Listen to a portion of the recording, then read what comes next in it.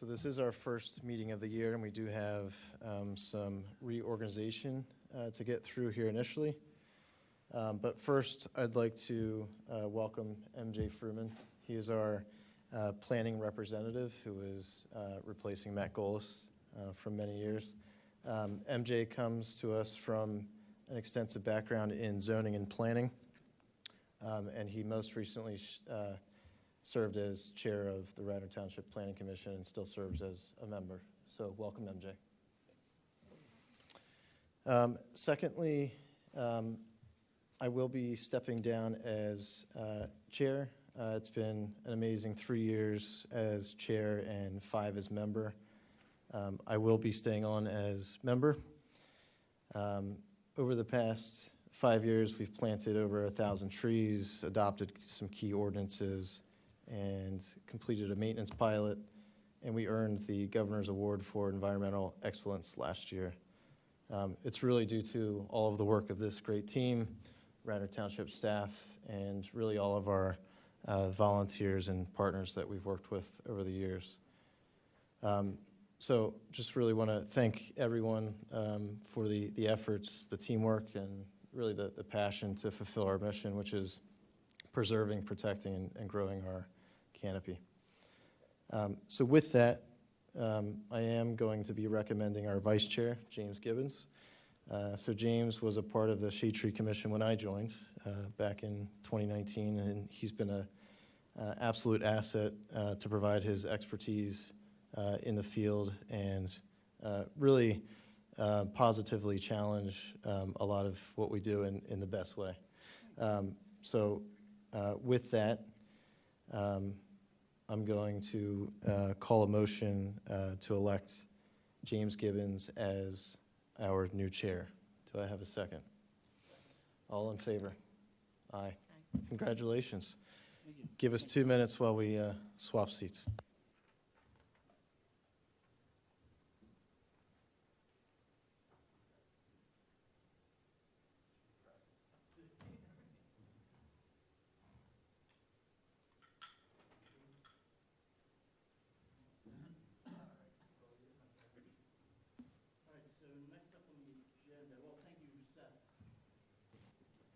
On this one. Thank you, Seth, for your 3 years of leadership. You've done an excellent job, and I think just all the trees that we planted in that time is amazing. So thank you very much. Next up, I'd like to make a nomination for Eugenia. She's not here, but she is willing to take the responsibility for vice chair. Do I have a motion? I'll second. Second. All in favor? Aye. All right. That's good. Pledge of allegiance. All right, we're going to move to new grading permits. 5A. Oh, approval of the meeting minutes. Thank you. Anybody have any questions or? No comments here. I did take a brief look through them, and everything looks good. Okay, so now I ask for a motion, is it? Mm-hmm. Okay, so motion to approve the meeting minutes. Second? All in favor? Aye. I'll get used to this. I'm just abstaining because I wasn't at the meeting. Thank Sure. you. Noted. So that's 4 and 1 abstention. All right, then we go to public comment, is it? Consent, nothing on consent. No public comment in the beginning? Okay. All right, so new grading permits. Do we have anybody for 547 Brandy Mead pool remodel? Good evening, sir. I'm good. If you could just, do you want to get it? Yeah, it's always a little difficult. Yeah, no problem. Frank will hand down the microphone to you. Okay, thanks. Yeah, no problem. And if you could just introduce yourself and give us a brief description of the project. Okay. Do you have any plans? You know, I just brought some sheet that I was marking up. Before I came over, highlighting the trees and. Oh, yeah, this will be much better. Very good. Okay. Okay. So my name is Robert Newton. I'm an engineer with Atwell. Okay. I represent my client who is redeveloping this property. This plan itself was before the board sometime last spring, early summer. We did receive approval from the board. Okay, construction started. When they got out in the field, they realized there were issues with the building foundation. They had to demolish the building, rip out the foundation, and rebuild it. Okay. What changed was because of the rebuilding, we've now added some under drains, which we drain out to the road, so a lot more disturbance. And my clients also added some personal amenities. An outdoor shower would be a typical type amenity. Okay. So there were 18 trees on the property. I've now identified, when the survey was done, they weren't identified. I do have the diameters, but I don't have, I identified them last week and today a little bit. There are 4 trees larger than 18 inches in diameter. All those trees are going to be preserved. The one sycamore, 36 inches in diameter, we had to go out of our way to preserve it. I had to put in a retaining wall. I tried to stay as far away from that tree as possible. The other larger diameter trees were getting nowhere near. Now, there are 2 trees that we are going to remove. One's an older pine, 18 inches. It's right next to the proposed driveway, so that will be eliminated. And the other tree is in the front of the property, which I was not aware of until I saw a Google Earth, and then when I was out in the field today, that it was removed. So I can't identify that tree. Is that on the first? It is that on on our the first plan one? as being there. There's Okay. a hole in the ground. It looks like it was removed a long time ago, but it's on the plan. So I'm not sure the type or what was there, but that's 18 inches also. So what I'm planning on doing, because we're removing 2 trees, I'm going to replace them with probably my favorite tree is red maple. And one will be right where the tree that I just spoke about that I was not aware was removed. I'm going to place that right in that location. And the other tree I'm going to put in the side yard area. Do you know, is there a tree removal table on your plans? Yes. Which page is that? It would actually be sheet 1. Sheet 1? Yeah. What are the DBHs of those 2 trees coming out? 18 inches. Both are 18? Both are 18. Okay. One is hard to tell because it was removed. I couldn't verify that today. The other one is still there. And the sycamore in the back is staying? Is staying. Is staying. And that's 36 inches. But that's no change. No change. And what's just the change of the foundation problems you're here? Or is there Yeah, something? pretty much so. And Because it in says fact, there were pool here, was the pool? no. The pool was proposed at that time. That was on the plan that this board saw sometime last spring, early summer. Okay. Anybody else have any questions? So you're within right to remove those 2 trees without compensatory because they're under 36 and less than 6 trees. So we appreciate the additional trees that you will be planting. I guess my only question would be from a tree protection perspective. It looks like all of the existing trees are going to be protected. As far as limit of disturbance of the project, I do see some tree protection along the one side of the property.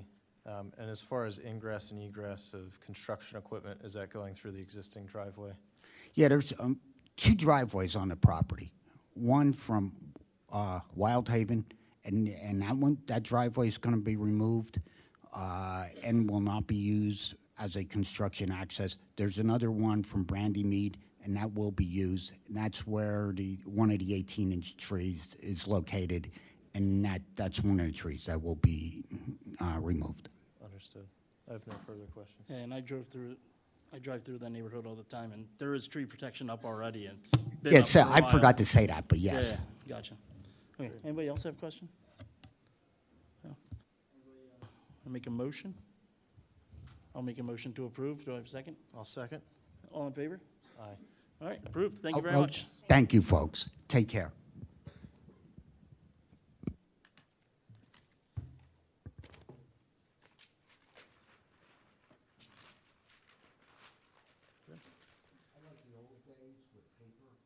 There you go. It's easier sometimes. All right. Yeah. Take care. Thank you. Next on the agenda is 266 Hilldale Road. Good evening. If you could just introduce yourself and the project. Can you hear me without the microphone? You okay? Yeah, or you can, whichever one you want. This is probably better. Sounds good. My name is Herman Markowitz. I'm the owner of 26 Hilldale. We are planning to put in a swimming pool with an adjacent deck and an adjacent patio, kind of separate from each other. There are 2 trees that we are removing. One is actually kind of under where the patio will be placed, so we had to remove that. That is a 10-inch wide tree. The other one is 8 inches wide, and it is right adjacent to it. So, oh, is it on? There we go. Can you hear me better? Sorry about that. Apologize. So those are the 2 trees we plan to remove. We are going to replace them with 3 giant arborvitae that will be in line with other giant arborvitae that are kind of on the edge of the property, and I can point to those if you'd like.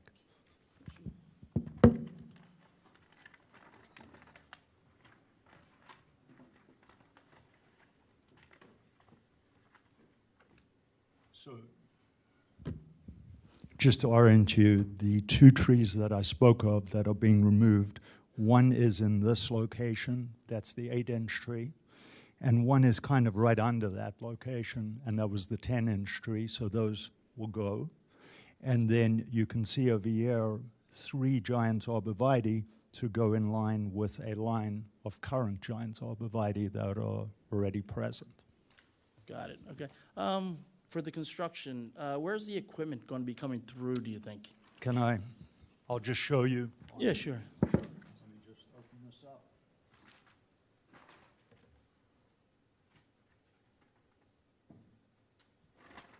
I see you're taking away the walkways on the right side. All the walkways, sorry, both sides of walkways are going to be removed completely. Those ones, those stepping stones that you see currently on both sides of the property are going to be removed so that we have enough room for impervious coverage. We're not going to have those. It's just going to be grass. It's not very easily seen over here, but this is our driveway to the entrance of the house. And the engineers have told us, the township engineer, that we can come in off that driveway, which we're planning to redo at the end of the project. So they said we can come in off it instead of coming in off the street directly. And then the equipment will go through this area. There is a hedge on our property that we will protect, but it is on our property. It's not the neighbor's property. It's actually ours. Got it. Okay. And if they're bringing in, you know, an excavator and a bobcat, Going to be smaller equipment because Right. it's tight. We have, Might wanna- when we had to do the soil testing, they had to bring one in, so we kind of know that one Gotcha. can fit in, but it's not one of these huge ones that Right. are usually. and so you might want to ask the contractor if you want to save that hedge to put in some mats down. Yes. Which would help with the compaction with the hedge. Sure. And then are they going to be the limited disturbance that's staying outside of the drip line of those trees in the back, it looks like, right? Do you have tree protection around that? No, Yes. On the right side, just past the hedge. Do you right mean there. over here? No, Oh, I see what you mean, in this part as of you the come head? up, right, there's larger trees on the right side at the top.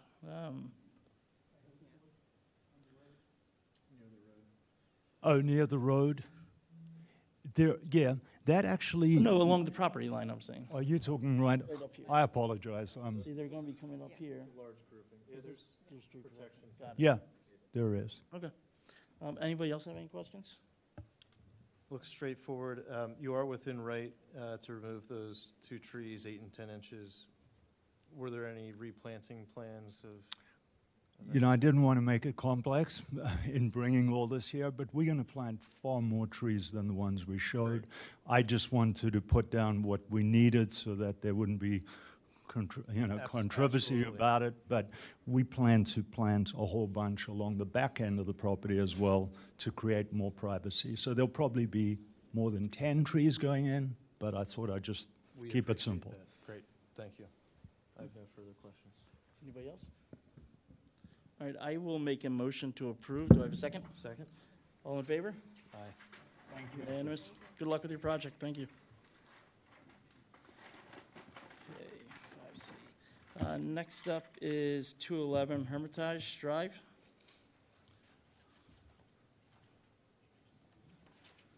Hey, good evening. If you could just introduce yourself and tell us quickly about your project.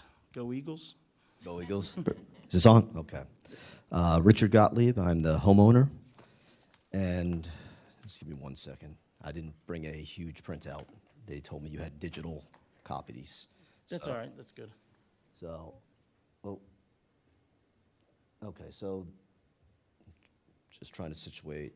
Okay, so the project is pretty straightforward. We're putting in a pool and a small patio extension. So this is the overall plan, and I tried to zoom in because it's obviously hard because I didn't get a large. So the entrance of the equipment will be from our driveway, which is here, or when you're looking at it, it will be here. There's nothing in front of that but a fence, which we'll be taking down. They're going to add, 2 years ago, we put in about 50 green giants, so we're just going to put some tree protection along the first, whatever, I think the 6 there. And, but there's nothing here we've already had equipment in there for the soil test. There's nothing to impact it. So that's, yes. One concern I had was there's a 46-inch tree in the back, kind of back from the spa. It's probably hard for you to see, but the limited disturbance goes into the drip line there. So you should probably put some tree protection just up around that tree to try to preserve that, since it is a heritage tree. Okay, there are no trees that I see. I'm trying to see which one you're talking about. There are no trees that are close to. So if you see the spa, Yes. okay, so go, It might be cut off on the yeah, it is, version that you're looking at. it's not on that version, I don't think. So they gave me an updated version. So, So maybe the tree's gone. so there are no, the closest trees are, obviously, it's hard to see, are the far back line of my property. There are no trees present anymore. Okay. So I don't know Those what, removed? they were removed. Okay. Were they in decline? Yes, they were Okay. unfortunately becoming hazards to Okay. everyone. Gotcha. All right, we have 3 trees on our plan Okay. that are in the limited, one of them is in the limited disturbance. Yes, there were 3 that were on the back corner, or the back, yes, those Gotcha. 3 were, they were split trunks, and they kept dropping very large limbs, which were causing hazards. Gotcha. When were they removed? Early spring. Okay. So, Did you submit a hazard tree report by chance? no.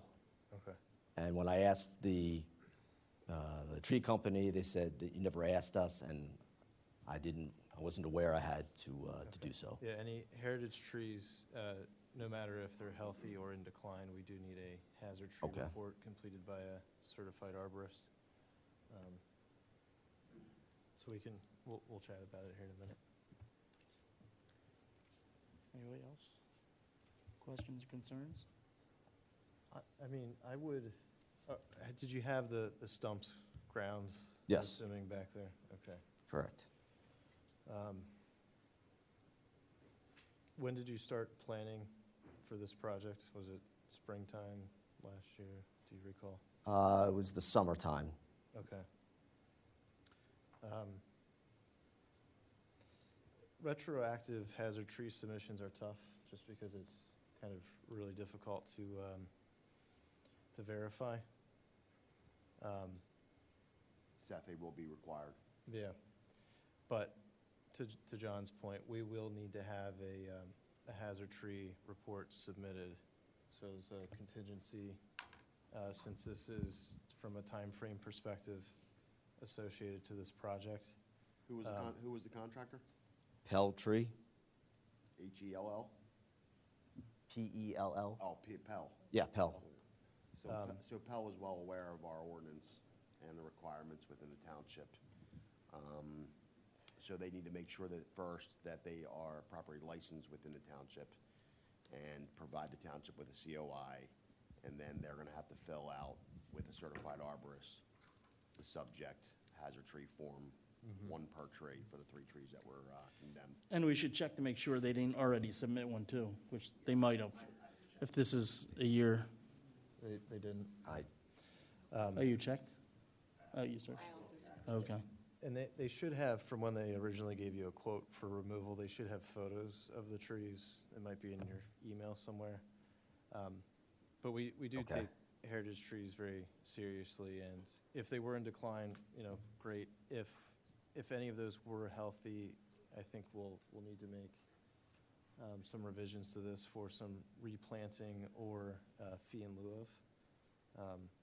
Well, I did 2 years ago plant 50 green giants, Okay. 50 trees in my backyard. So Okay, so if that's the case, I think it's just a matter of paperwork.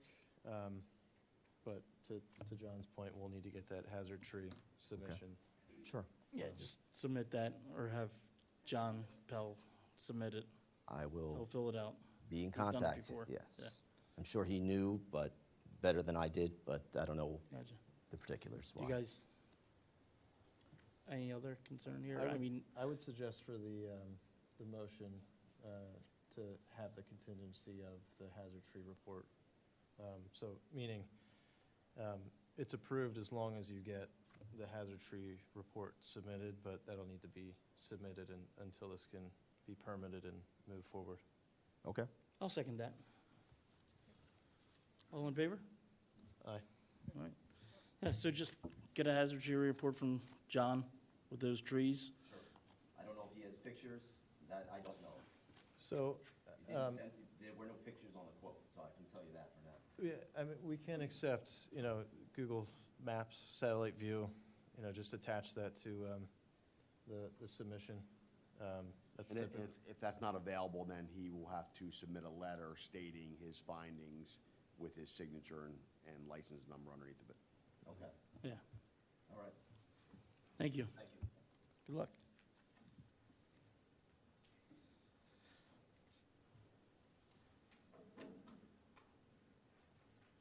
All right, next up is 5D Roberts, 550 South Roberts Road. Yep. Hey, good evening. I am Andrew Rounds from Sun Engineering Concepts, representing the property owner. This site is situated at the corner of South Lytton Avenue and South Roberts Road. It's a single-family, 2.5-story dwelling. The rear of the dwelling faces the corner of South Lytton and South Roberts. The proposed pool is situated tucked in between the floodplain line that runs through the property, FEMA floodplain zone A, that's been overlaid on the plan. No fill is proposed and no trees are proposed to be removed with the application, other than a 4-inch juniper tree. Sounds good. I looked through this beforehand. Everything looked good to me. The The access is pretty simple coming up the driveway there, I assume, Yep, coming to the back. that is correct. And this plan was revised per some comments received by Kristen. Gotcha. And there's no trees being removed? That's correct. There's nothing, no trees within the limit of disturbance? The only one that was identified was the 4-inch juniper that's called out in the Right there, existing yep. conditions and demo plan. All right. Anybody else have any questions?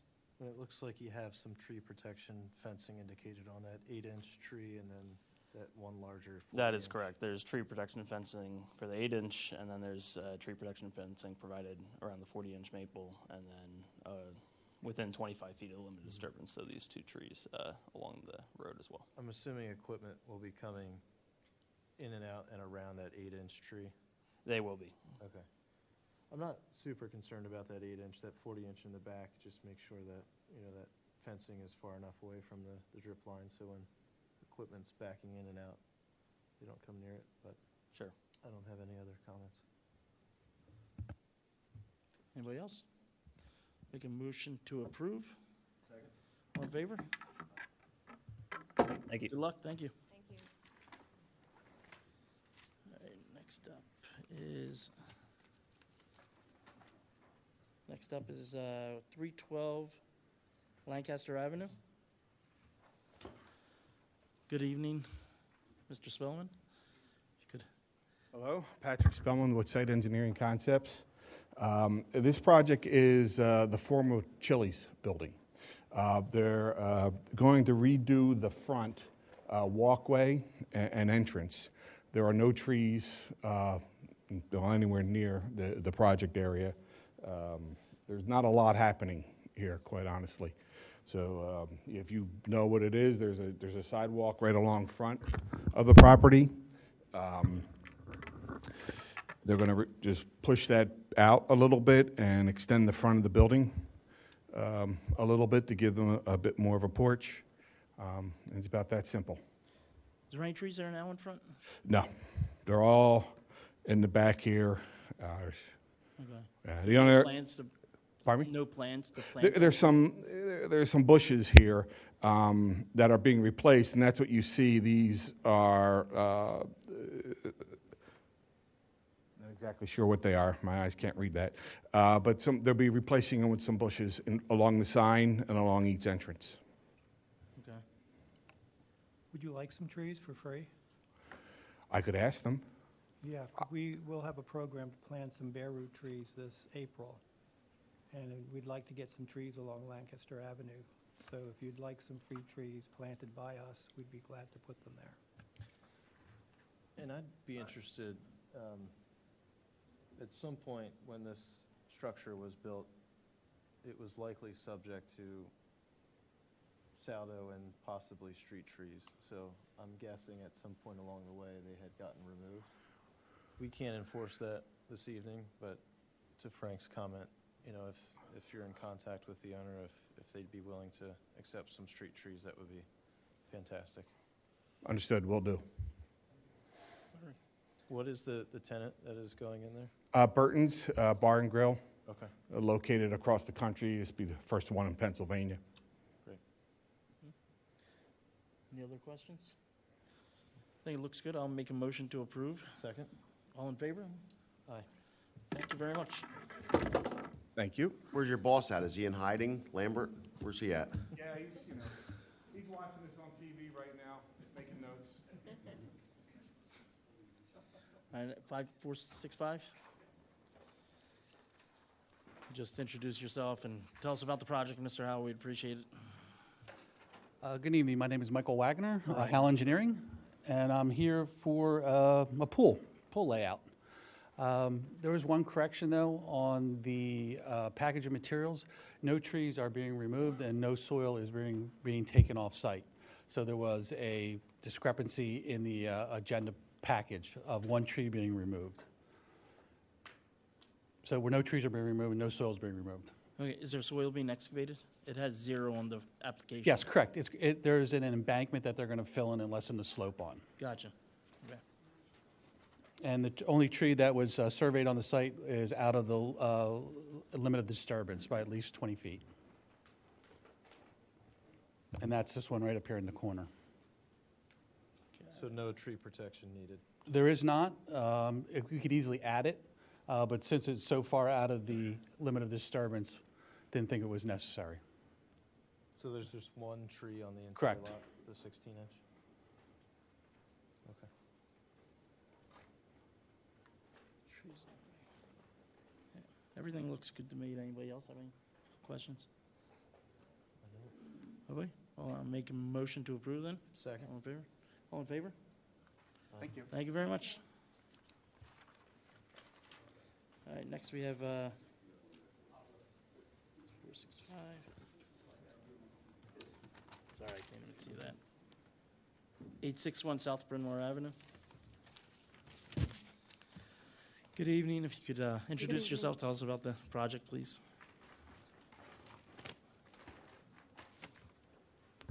Good evening. My name is Madhavi Thunuguntla. I'm the owner as well as architect for this property. And the project really is, to add a little bit more usable backyard. We, this property is on Bryn Mawr Avenue, and the front of it is very sloped, and, obviously it's a busy road, so we can't use the front. The back has very little usable space as it's a 1.8 acre property, but very little of it is really usable. So the idea was to do grading as well as, add there is a retaining wall already, but we are adding one more retaining wall. So not removing the existing retaining wall that's here, keeping that and just adding one more retaining wall. And there are a total of 16 trees, I believe, that are being removed, but there's only one that's 24 inches. The other ones are smaller. Most of the trees are not in great shape, to be honest. I'm not an arborist, but when I look at the pictures of them, they're not in the best, some of them are split, and, one tree back here just fell on its own, so it's, yeah, but basically the idea is to add more usable backyard. I took a look at this. There is 19 other trees on the property, so you're not taking 50%. But I did not see a tree replacement schedule or a table Okay, on so, the plan. Is there anything that was updated that? no, there's nothing that was Nothing, okay. updated, but our plan was to, on the road facing Bryn Mawr Avenue, we have a fence. We wanted to plant trees over there, just like a cypress variety, evergreen. Okay.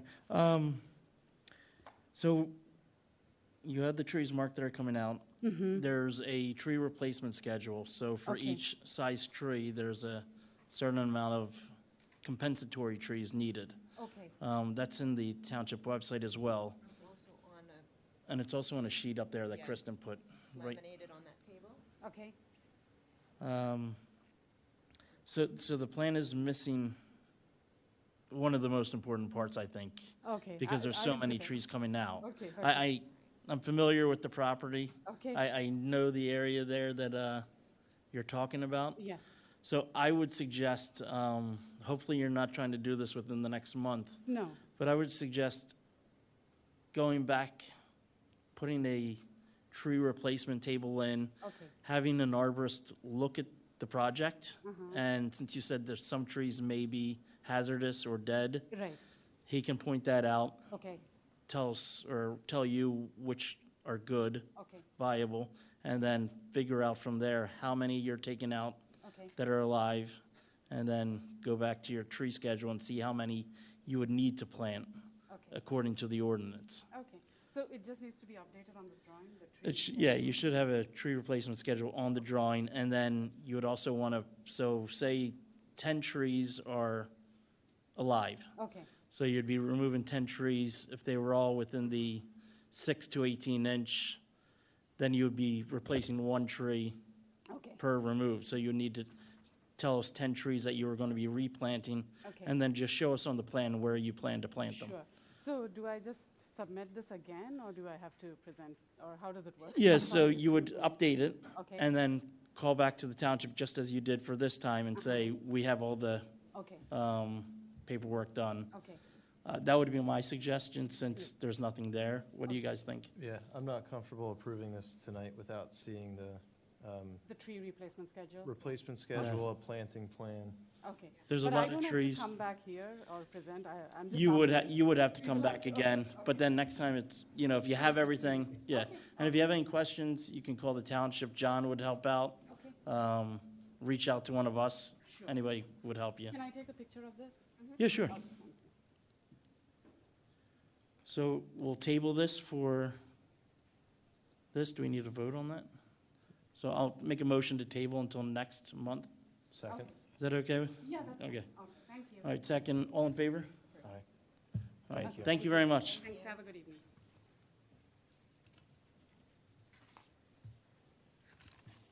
All right, so next one is 1 Weirwood Road.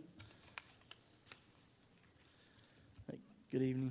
If you could introduce yourself, tell us about the project, please. Good evening. My name is Chris Yawn. I'm the civil engineer for the project.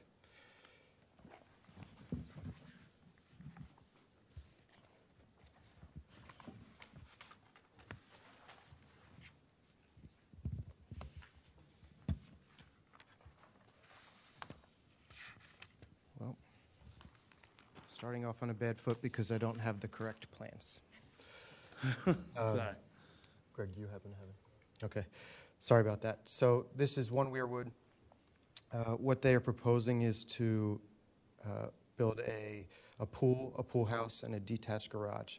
There's no tree removal as part of this project. The house was recently built just in the last 2 or 3 years. And so we went through shade tree at that time. This new pool house, and garage doesn't require any additional tree removal. James, is it possible to have Ian maybe bring the plans up digitally? Ian, is that something you can do wherever you are? Is there any, I'm looking at the plans digitally here, is there any tree protection plans, do you know? It is. It should be, I believe, sheet 4. Great. I think the 1 only Weirwood. comment from the evaluation the first time was the limit of disturbance being pretty close to some of the trees. Mm-hmm. That's what we had in our notes. Yeah, it looks like there's a 32-inch towards the back of the property where the proposed pool house is going. This is what we have. For 1 Weirwood. There's 7 pages. That's it. Yeah, that's it. Sheet 4.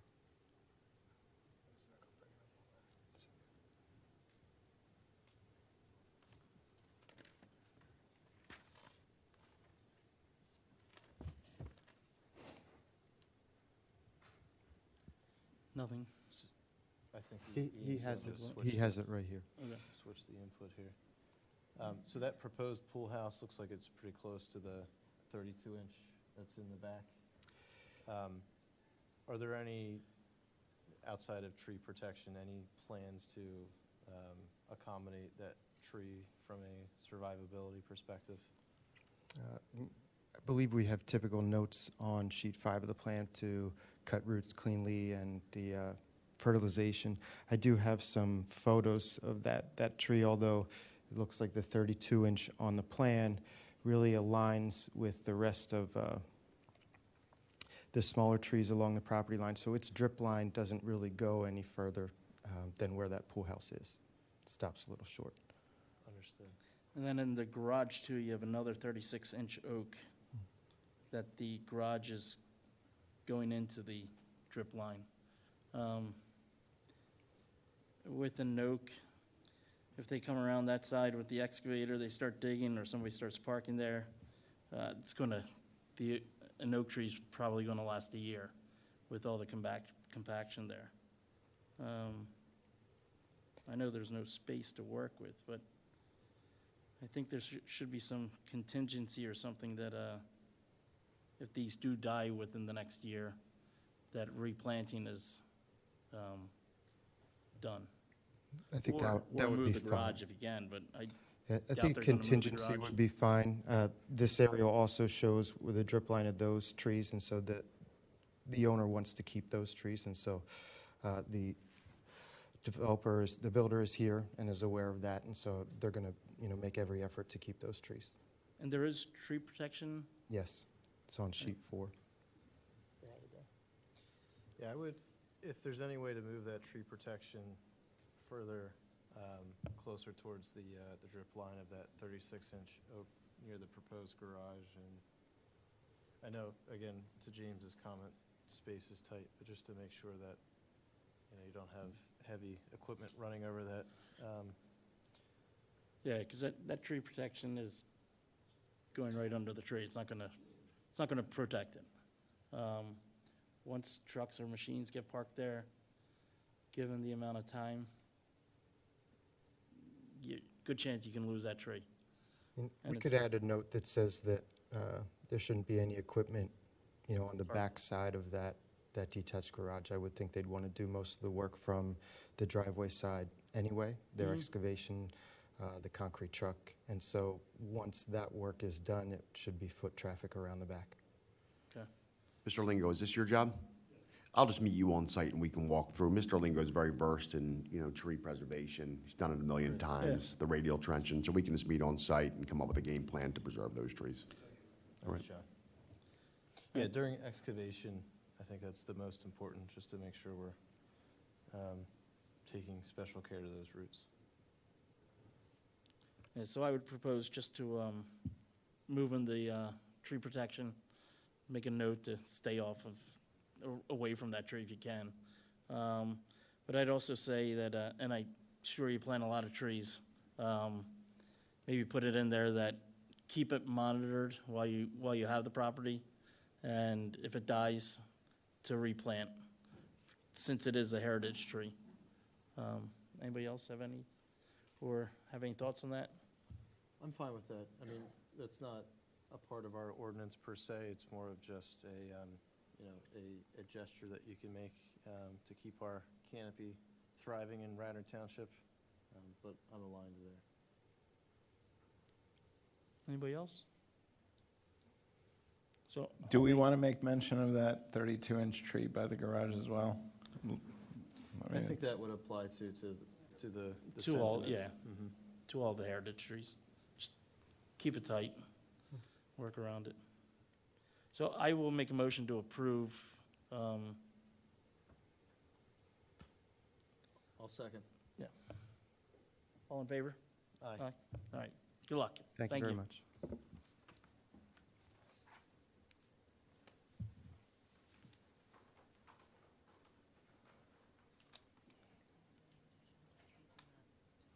Which one? 910 Academy. 910 Academy? I'm sorry, what was that, Kristen? Hi, my name is Larry Becken, and I'm the homeowner. So this is the first time I'm attending, but I didn't bring any plans or anything. We gave everything to the township for the grading permit. Ian, are you able to help pull up those plans? But I did some drawings back there. If you want, I can. Perfect. Yeah, we can start with those. Yeah, it's easy like this. We have this driveway like this, and this is the house, the garage. We're gonna do addition. We're gonna build the garage to house, and the garage will be moving over here. And there are 1, 2, 3 trees over here, and they ask us to do the storm management system right in this corner next to the driveway. And they said we have to remove 3 trees, but we were planning on only remove the 1 tree like this one. We want to keep these 2. What about the other trees on your plan? There's a 18-inch pine in the front yard that's marked for removal? I don't think that's just indicating a tree. So it's this one and this one. Okay. These are next to the driveway. Gotcha, okay. So it's just the one, This one, they said we have to remove because the storm management system comes over there. And we want to keep these 2 trees if we can. got it. And what's the size of that tree? Oh, this is as big as this. On the plans, it looks like it's an 8-inch mulberry tree. And the two that are closest to the driveway, it's a 36-inch pine and a 26-inch pine. They're pretty big trees. Yeah, they are huge, yeah. So yeah, I would want to see those kept as well. But it's just the, Yeah, the one on the other side of the driveway, next to the property line. so there's a 26-inch pine and then there's an 8-inch mulberry. Is it the larger tree or the smaller tree that is going to be removed? The three of them, they're all the same size. Okay, so it is the 26-inch pine coming out. Okay. And that's coming out for the stormwater system. That's it. going in there. Yeah, and we're gonna put a smaller tree there, I guess. Gotcha. Okay. So there's one tree. And as far as any tree protection, I don't see any indicated on the plan. I don't necessarily know if you need it in this case. It's coming off the driveway there. But as far as the project itself, are there any trees that are near where the construction is happening? No, the construction is, the trees are in front of the house, and the construction is happening on the other side of the driveway.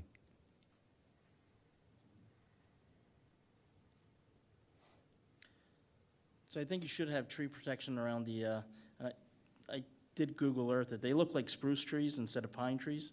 But you should have some tree protection up around those trees so the trucks or equipment don't come off the driveway and park underneath those trees. Oh, yeah.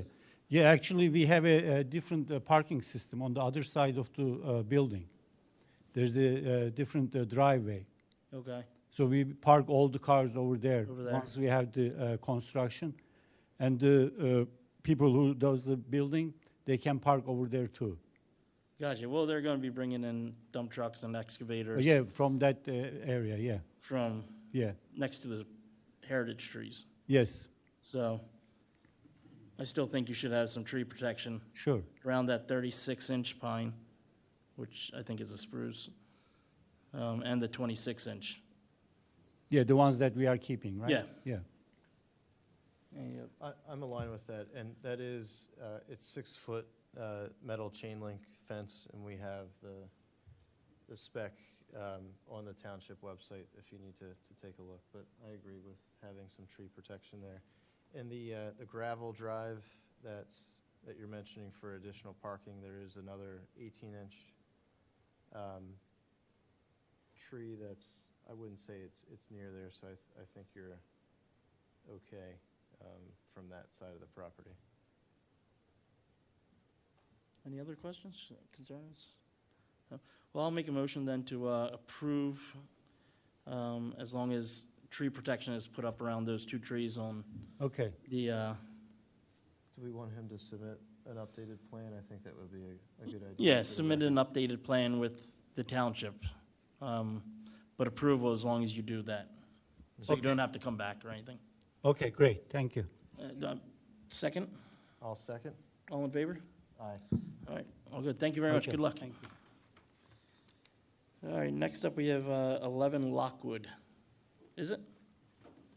Yeah, 11 Lockwood. Mr. Vaughn, how are you? I'm Chip Vaughn. I'm the builder at Lockwood Lane, which is the 9-lot subdivision across from Magnus Irwin. And I apologize for not having any plans, but I was assuming my engineer was coming until he said he wasn't. So this is just another house that we're getting ready to start there, and the lot has already been cleared, and everything's been graded, and so forth and so on. So there aren't any trees to be removed, and it's pretty straightforward, Yeah, actually. gotcha. This is just something we have to run through. There's about This is a new development that you're doing. Mhm. You went through the process already with us, and now since it's a separate home you're building, you have to come before Right. us again. Yes. But everything was approved before. Right. So, anybody else have any concerns about it? That initial clearing, were there trees required to be replanted? Oh, probably about 60 or 70. or Lots so. of trees, yeah. Okay. Yeah. Have any been replanted specific to Saldo and street trees yet I'm sorry, I didn't. trees been planted? for land development and So, street yeah, trees? so there's a whole bunch of buffer trees that have been planted. Mhm. Last fall, when we were planning to do all this, we kind of got into a bind with, we're not planting trees without any water. So some of it's been delayed a little bit. But the requirement, for, I believe, is that we're supposed to be planting street trees and required trees sometime just before we actually, the house is finished and so forth. So, Right. but we're kind of on track to do that. Okay. Like I say, it's been either too cold or too dry. But we did plant a number of trees probably about 3 weeks ago. Great. Luckily, we got some moisture, so. And those are trees that have been planted in the back of this particular property, correct? I'm sorry? The new trees that were planted were in the rear of the lot? Not this particular lot. We haven't Okay. planted any back there yet. Understood. Rear of the development. So And you it- planted in front too, right? Yes. Yeah. There's some yes, we planted some in the front. A lot of them are around the perimeter of the job in the back that abuts Trianon. Probably There's only one house built so far, or? There's one house under construction. There are actually 2 houses now under construction. This would Gotcha. be the third one. And so as you go through it, you'll be planting Right. the trees as the work's done? Right. There are existing trees at the back of that lot currently. Mhm. I don't see any tree protection indicated on the plans that we have, at least. It does look like there's quite a few spruces that come close to where the proposed pool is going. So that's the only thing that I would want to see.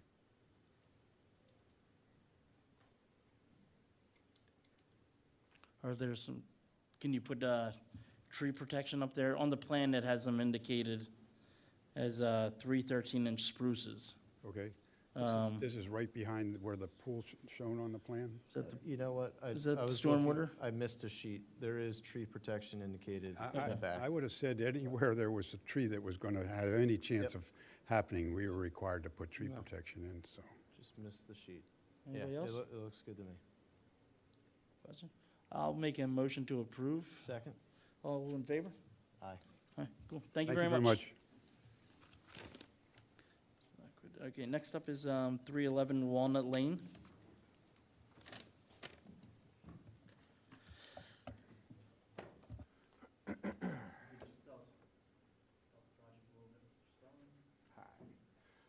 Yeah, so this is lot 311 Walnut is lot 3 of the Eagle Radnor Road subdivision. This is the 11th lot that has come before, excuse me, it's come before the committee. This is Walnut, Radnor, lot 3.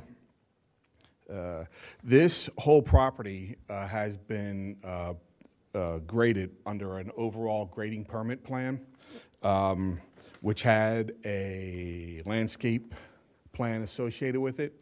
And the purpose of basically of these grading permit applications is to make sure that what is being proposed on the lot is consistent with what has been approved. And that is the case with Lot 3. We don't need to move any of the trees as they were shown on this plan. So we will be sticking with this overall grading plan, landscape plan. And all the other work's been done, the trees were cleared already with the other plan? Yeah, the transfer trees have been stored somewhere else and the other ones have been cleared. That was part of the overall property grading. Yeah, gotcha. And you are planting trees there, so. Yeah, so this is Lot 3 here. Pretty much same house, driveway configuration is a little bit more in the back, backyard. But again, we're sticking with the same landscape Gotcha. plan. Anybody else? What is the timeline for completion of this development? They are doing each lot as they're sold.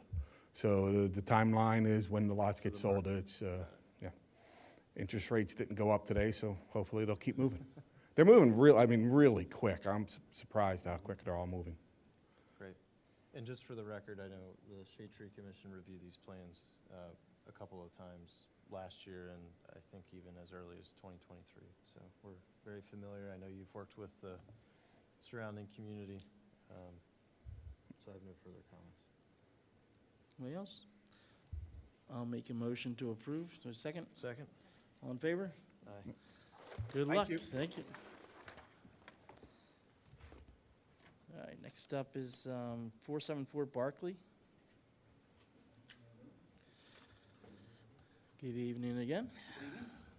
Just tell us Michael about the Wagner, project. Hal Engineering. This is a existing property that will be torn down and a new house will be built. This is the layout of the new location. And just as a quick sidebar, I was here with the builders and we were looking at the utilities layout, and we are going to change that because it looks like we might end up having to remove one of the sycamores that are out front, which is this guy right here. Talking with the builder, we think we'll be able to put the water coming up the driveway, sewer goes out that way, and then we'll find a location for the gas. My engineer laid this out, didn't really show me what he did, but now seeing it, I think we need to make some changes just to the layout of the location of some of the trees that are there. But we are replacing what we're taking out. The only thing I am not replacing are the Norway maples because they are an invasive species, but they are in the count to be removed.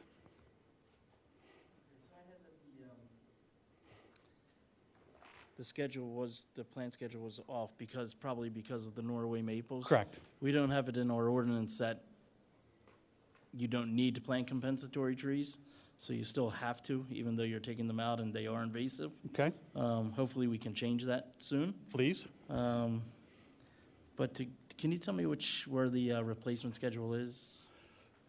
Oh, well, here, everything removed, and this is the replacement schedule of the plant material that's going in. So that would be, we can see that we require 25 shade trees, but I broke that up because I like to have a sampling of different material, flowering trees, evergreens, and shade trees, not just shade trees.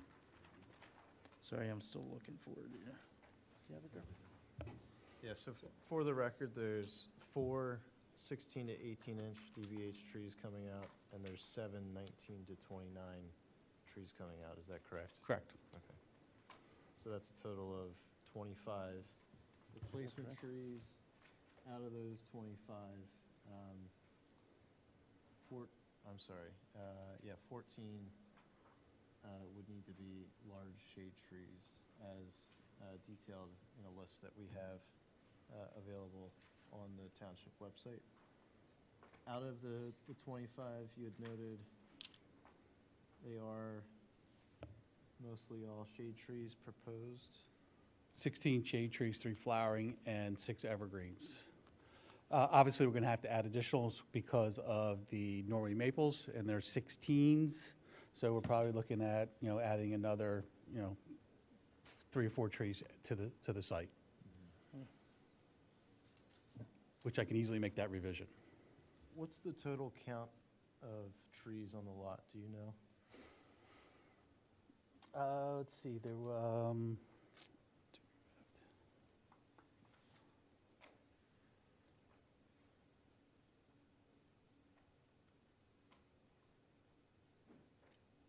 33?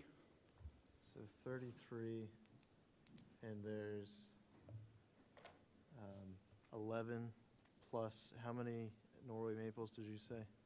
Two of them that we are removing. There are other Norway maples on site, but we're not removing them. So that would be a total of 13 trees. Okay.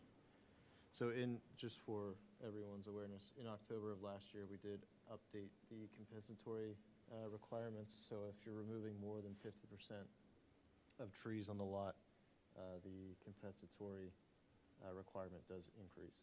So you're under that 50%, but just wanted to double check. Tree protection of the trees that are staying. Yeah, I do not have the tree protection plan in front of me. It should be in your packet. All plant material, all trees to remain will have to have tree protection fencing around them. Just looking for that sheet right now. Tree protection fence. Not sure what sheet it is, but it's on there. Got it, I found it.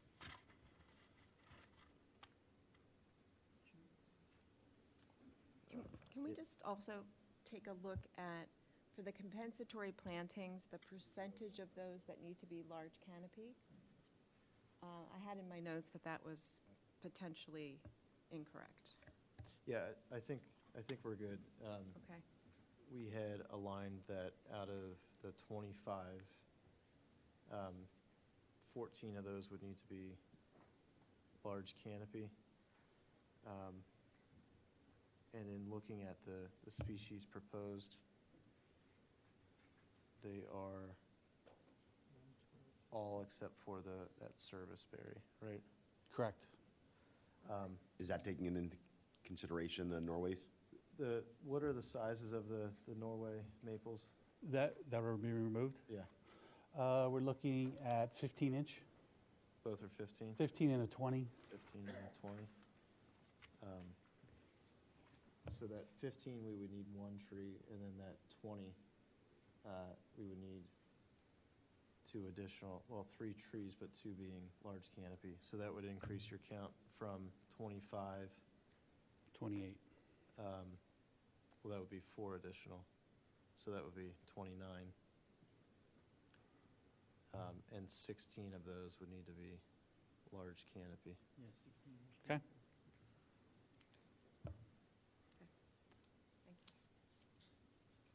Which the total count of trees going in that you have, Now I have 14.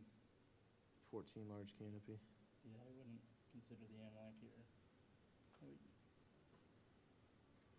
Maybe Carpinus. True, okay. Deficit of 2. Right. So I would propose for a motion that we receive updated plans that include those 2 Norway maples, the addition of those 4 additional trees in your planting schedule, 2 additional being large canopy. So that would increase your count from 25 to 29, 16 total being large canopy. Do I have a second on that motion? I'm just Sure. It's hard to follow.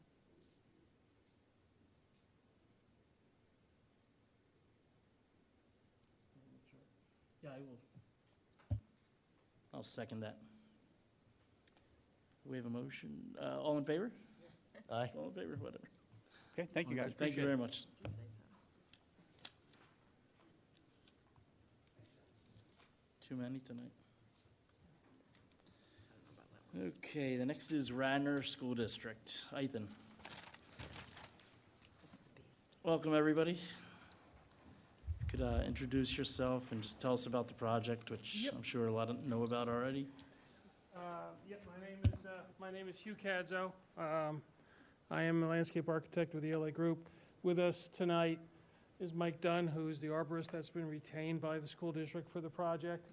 And we have 5 people from the school district here. I don't know if you want to name names or whatnot, but Ken Morris, Bill Dolan, Dan Bechtel, Brian Poling, and we have the project solicitor. The solicitor's working on the project. This is the first. We've been in front of a couple boards. This is the first time we've been in front of this board. So I just want to kind of give a crash overview of what we're doing with this project. I'm assuming everyone on the board is familiar with the Ithan Elementary. Currently, this was built in 1963 and has been an active elementary school since then. Over the years, there were some additions put on, some modulars here and there, and throughout time, there has been some playgrounds, et cetera, added over that time period. Can you speak into the mic, sir? Oh, yeah, okay. Thank you. Now, here, let's do this. Is this working? Okay. And so over the years, it's been renovated a couple times.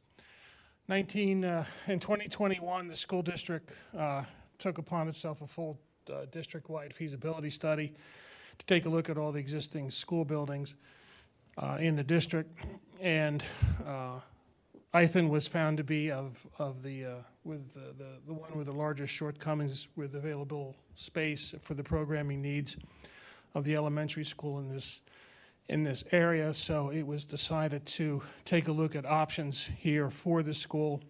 After extensive review by the school board, the architect working on the project, one option was to demolish the existing school. Well, first option was to renovate. The condition of the existing building, being as old as it is, essentially a renovation would become a total reconstruction. So cost-wise, it wasn't really feasible, and the amount of work that would have to be done would require relocation of the students and staff. Then that was looked upon about, well, how would we tear the building down, but the new building exactly where the existing one is? Again, it would require relocation of staff. The facilities available in the school district really could not handle moving students. No one really wanted to move students and staff from the site.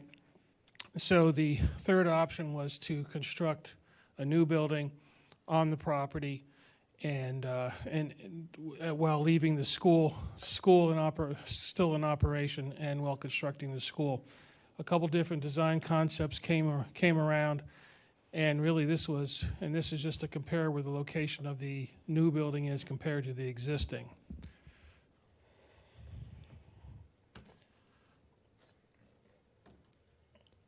The plan you see here is what is now proposed for the new Ithan.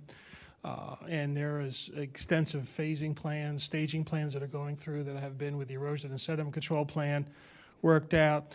And actually, the Planning Commission meeting on Monday, we're gonna have a presentation on. There's been a lot of questions on how this will be done, but focusing on what's being proposed here with the new school, there is, if you're familiar with the site, extensive grading elevational changes. So there's a lot of retaining walls. 3-to-1 new 3-to-1 slopes that are being put in, and areas that that'll be rather restrictive for any new plantings. Down in the back here, you see a playground. This is a grass field. Underneath these structures are underground attenuation facilities, rather extensive stone beds. Down through here, and up in this area here will be the new geothermal fields, pretty much covering this whole area here right now.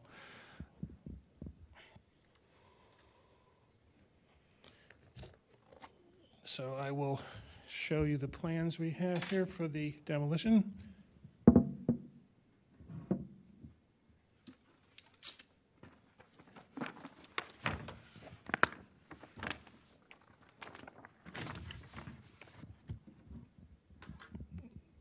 So as you can see here, we have indication of the trees that are being removed. A lot of these are being removed in the area where the future parking and paving are going to go.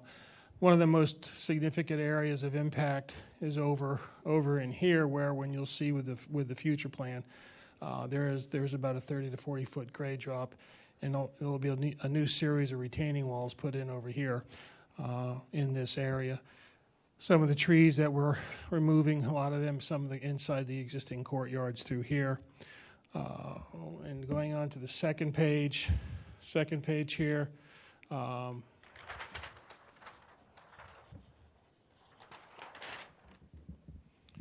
This is in the back area where you'll see in the plan. This is where the grass playing field is going to go, and there's going to a fire service lane is coming through here.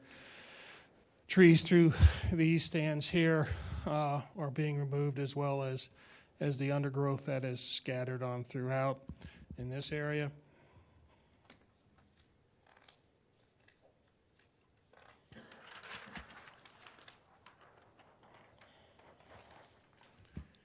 And this shows the back part of the school, again, along the woods edge. And these are the areas where the stormwater attenuation systems will be going.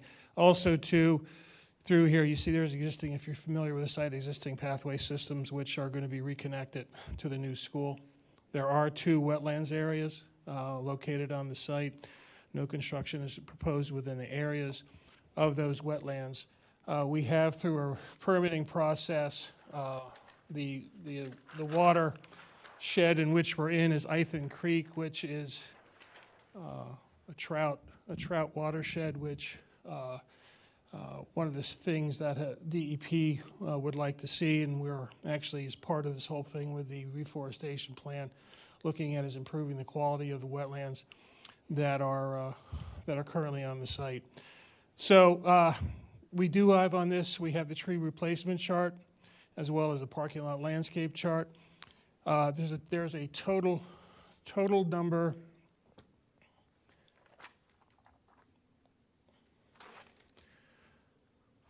of trees on the site are 1,976 total trees. We're proposing on removing 349. Using the replacement standards, at 635 trees would have to be replaced or installed. We're proposing 425, and then of the large canopy trees required is 256. We're proposing 286. Some of the areas I had talked about where we need for programming purposes or for construction purposes where we can't plant. We have a surface attenuation facility here. This is the existing small field that's going to be maintained that they need for programming purposes.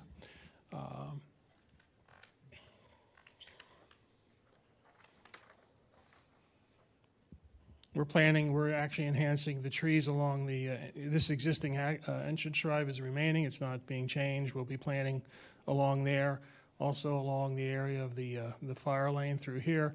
As you can see, we're looking at planting in the periphery along this. This is you see that dashed line, that's a stormwater attenuation facility underneath.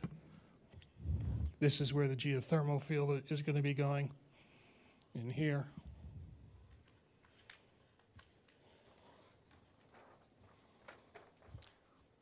And in the rear again, you know, we're planning again this playground facility here. There's an attenuation facility under there as well. And we are planting within these courtyards. The one thing I didn't want to bring tonight, but if you've seen anything in the newspapers, you know the school district is considering the woods on the stand of trees on this very important to the character of the school, and there is an extensive amount of window walls behind the school here to actually bring the wooded area into the school. So the students here at Ithan will be woods will be on their mind every living second within the school. We also have these are the standard tree details with the tree protection detail the township requires. And then, as indicated in the documentation we provided, because we are short the number of trees that we've indicated, we have proposed,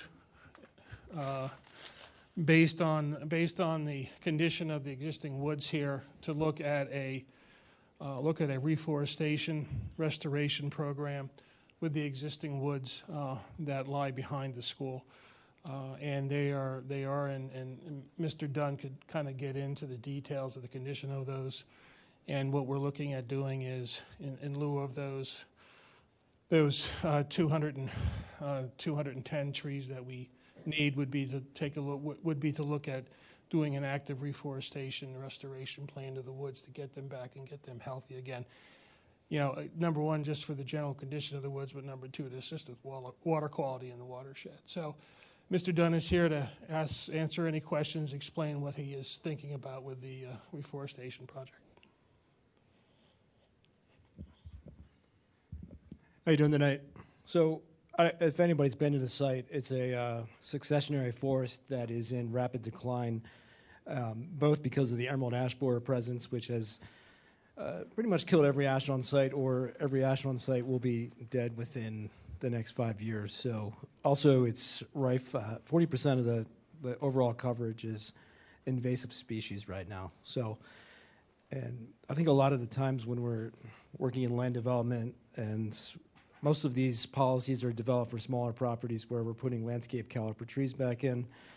So our proposal to meet the criteria that is needed, I think, would better suit the site as well as improve the local watershed conditions with this unnamed tributary to Ithan, would be to utilize this area here outlined as a restoration site opportunity to surround the delineated wetland. There's a species list that's fairly extensive. We had proposed putting 487 container-sized conservation-grade trees in per acre in this area. So as far as the number of trees, it would exceed the requirement, but the overall benefit of a denser forest situated on the riparian buffer, I think, would better serve the community at large with the shared resources that trees are with large properties in the surrounding communities, and I think would aid in the wetland restoration opportunity here as well. So there's also a potential for MS4 credits for township are not very substantial for reforestation, but they are credited to some extent. So, and if anybody had any questions, there was an auxiliary report that kind of outlines the concept with some specifications as to how that would be achieved. So, Thank you very much. I do have a few questions. One is not tree related maybe, but the geothermal area, is that, people typically park there sometimes with big events. Can you still park on that? I'm just curious. That's a good question. I don't think so. I wouldn't think so. But we are increasing the number of parking spaces. I think currently we have parking lot? 85, we're going to 140. Okay. So yeah, that's. And is the fire lane in the back, is that going to be area just for employees, I guess? The purpose of that lane is twofold. One is for service, because the maintenance building, you have to go around to the back of the building. Also for fire access, and it's also going to serve as a walkway for the students and stuff, to be able to go down to the playgrounds. And you can see how we have these pathway systems kind of around the edges of the woods to kind of, again, trying to get that all in. So that'll be closed off during the day and only used in those situations. Okay. Trees, are there any trees coming out along Sproul Road in that forested area? No. The top, nothing? No, we're not. That's the thing. Anything around what you see in here, everything is isolated to within the site. And we are not proposing any disturbance on the outside edges. We do have a utility line that's going to be coming down the corner where Sproul and Ithan are, but the area where that's proposed, actually currently, I think at one time was a service drive. I think it was actually a construction drive when they built one of the annex. Yeah. So we're trying to minimize. We don't want to touch any of that in front. Gotcha. So I think it's a cool plan. I would ask, though, when you have the 400 extra trees that you're putting out, there's a lot of dead along that Sproul Road corridor. A lot of dead, and maybe reforesting some of that would be helpful as well, if you have more trees from down below to add up there, some understory trees. Yeah, and I think that what Mr. Dunn has proposed is, like, this is the one area we're focusing on because of the wetlands and the water quality and the MS4 issues. But the district for years has been wanting to implement some type of plan on here because, again, as Mike had said, it's a lot of ash, it's a lot of dead trees. You go through the report, if you had the time to take a look at what the report Mike's office did, it's thorough, and it's a declining woods. It's a mess and needs to be cleaned up. So the original report actually outlines kind of a management plan for a 5 to 10 year window to address a lot of those issues. Okay, cool. All right, the other, so I see there's 30 heritage trees coming out. Are any of those heritage trees in an area that you might be able to save some of them? I believe most of them are actually where the parking lot is going, and some of them I think are actually in the courtyards of the existing building. I think there's one or two in the courtyards. And the courtyards, is that proposed parking area? No, the court. Let's look at. Or is that just? Are you taking them down just to demolish the buildings? Yeah, they're coming down because of the building. Some of the internal courtyard trees were actually rated in poor condition. Okay. Yeah, you could see in here, and yeah, there are actually some heritage trees in there in the middle of the courtyard, and this is where the parking's going. But the other, I mean, there's 30, there wasn't 30, I don't think there's 30 heritage trees inside the No, courtyard. they're mostly all in this area. They through- are. Through here. It's Okay. all in that area. I So mean, it's all in the area disturbance? yes. Gotcha. Okay. And then one last suggestion, I guess, for the new plants coming in. I see you have hemlock and pin oak. Yeah, actually, I could address that. We actually offered alternative trees based on. Use the mic, please. Oh, sorry. There's all of the trees that are on that list are subject to change. They've been updated to reflect trees that are predominantly native that are not disease susceptible. So Yeah, I we would don't want to suggest- plant something that requires immediate treatment. Yeah, so. with the hemlock, if they're not going to be treated, which I doubt the school will do, that might not be a good tree. I'm not a big fan of pin oak. Sycamore, do the platinus exclamation maybe. Yeah, we Or actually, some. there's a completely updated list that I went over with the landscape architect, so. Okay. those- Yeah, we're gonna, We don't plant pin oak outside of riparian buffer zones anymore, so. Gotcha. Okay, we don't have that list, I guess. Yeah, well, That'll be up one there. of the changes we're making based off the comments that Mike has made, we're going to be modifying this list to reflect those, to update the list, replace those trees those various trees you're talking about with the updated list. When this plan was submitted actually early December. Okay. So we've had the conversation since then, so that since these plans were of record, didn't want to go changing anything, rather, let you know, I figured it may be a question tonight, and we're responding, and we'll make those changes. Gotcha. All right. Anybody else? Well, I have a comment and then a question. My first comment is thank you for submitting such easy to understand, calculate, and visualize information. It was really quite easy to look at and review. And my question actually was also about the heritage trees and where they might be. And I'm no designer, but I guess my question is there any other thought around the parking? Does it have to be all, on the first story? Can it not be stacked? Anything like that would maybe save some of these heritage trees in particular? Well, as it is with right now, the existing school pretty much is on top of it's like a plateau. And now the new school's bigger, and the new school with the grades of this, there are two-story building, and that's extended. When that's extended, that means the parking area, because there's going to be a front loop. I keep it pointing in midair. Sorry about that. This loop you see here, this all has to be the same. This all in here has to be the same grade because of the parents and the drop-off. So, and for security purposes and grading purposes, the desire is to keep that parking in the front area so the district can see who all's, can see who's parking there or not. The bus loop over here, that's separate. And again, as soon as you get off, this is a kindergarten playground, you got 3-to-1 slopes dropping down. The only other place that really you could have parking would be tiered up here, and that's an athletic field, which the school needs to keep for programming purposes. That's going to primarily serve with a PE, because there's a gym here, so that's all tied in. And, even like down here, due to stormwater requirements, we have to put that surface basin in. So we tried, our initial concepts of grading, we're trying to save some of them.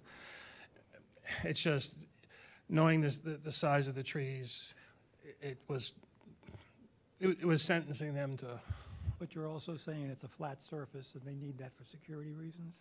For camera purposes and stuff, instead of having multiple tiered parking lots and different parking lots, they try to keep everything in one area. So will the asphalt be impervious? Yeah, it's impervious. We have extensive island planning on there, and it is tiered because of the grades that fall down, but the stormwater collection systems are along the lower parts. So, but it is one area that the school can see all who's. They have to control the parking. Just wanted to thank the school district for this project. I think the community is really looking forward to a new elementary school. My first question is, as far as working with the community and the township, can you just kind of run through us with any design considerations that you took into account while working with everyone involved?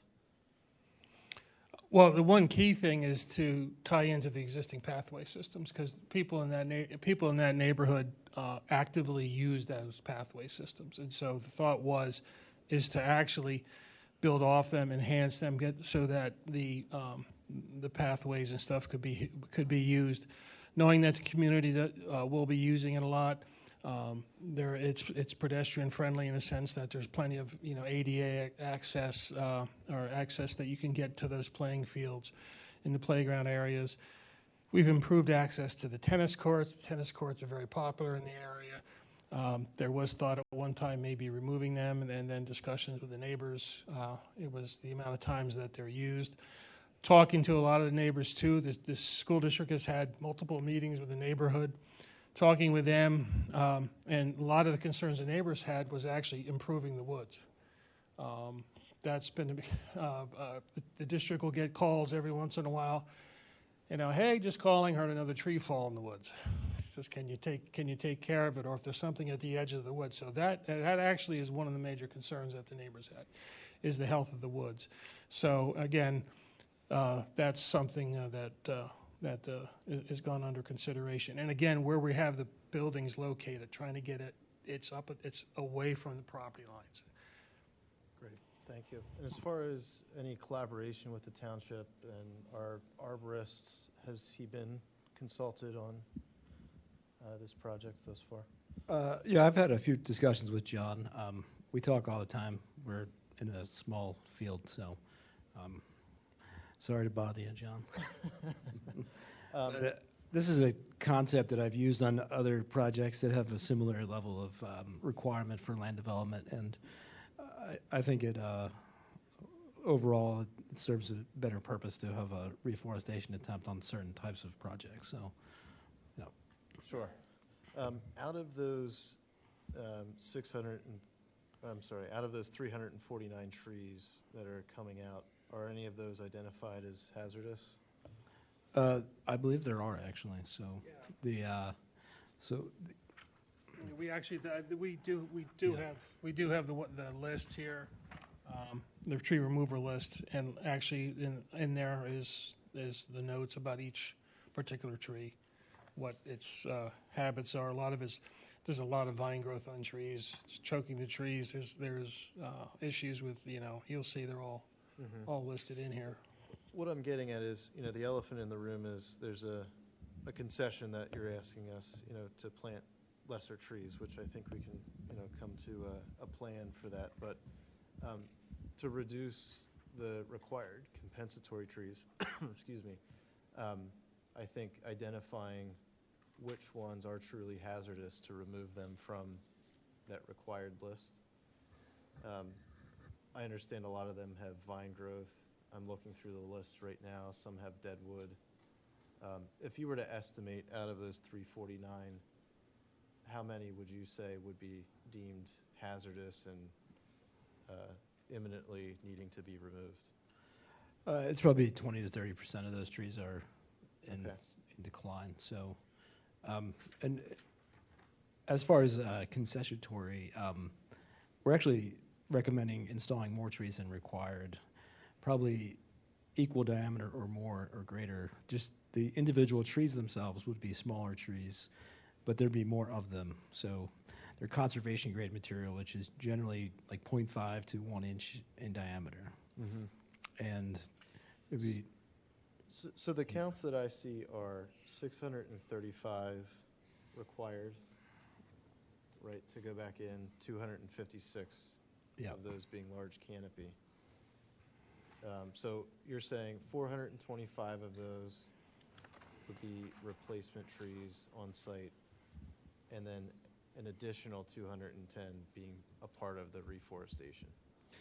Did you see the supplemental report? Yeah, I'm looking at that right now. So it's that designated region on the creek is probably, I think it's 1 to 2 acres. So we were proposing 487 trees on 10-foot spacings per acre on that. So, sure. Yeah. So really the concession here is looking at that reforestation project and their whips, correct? Yeah. The 210 proposed to go in.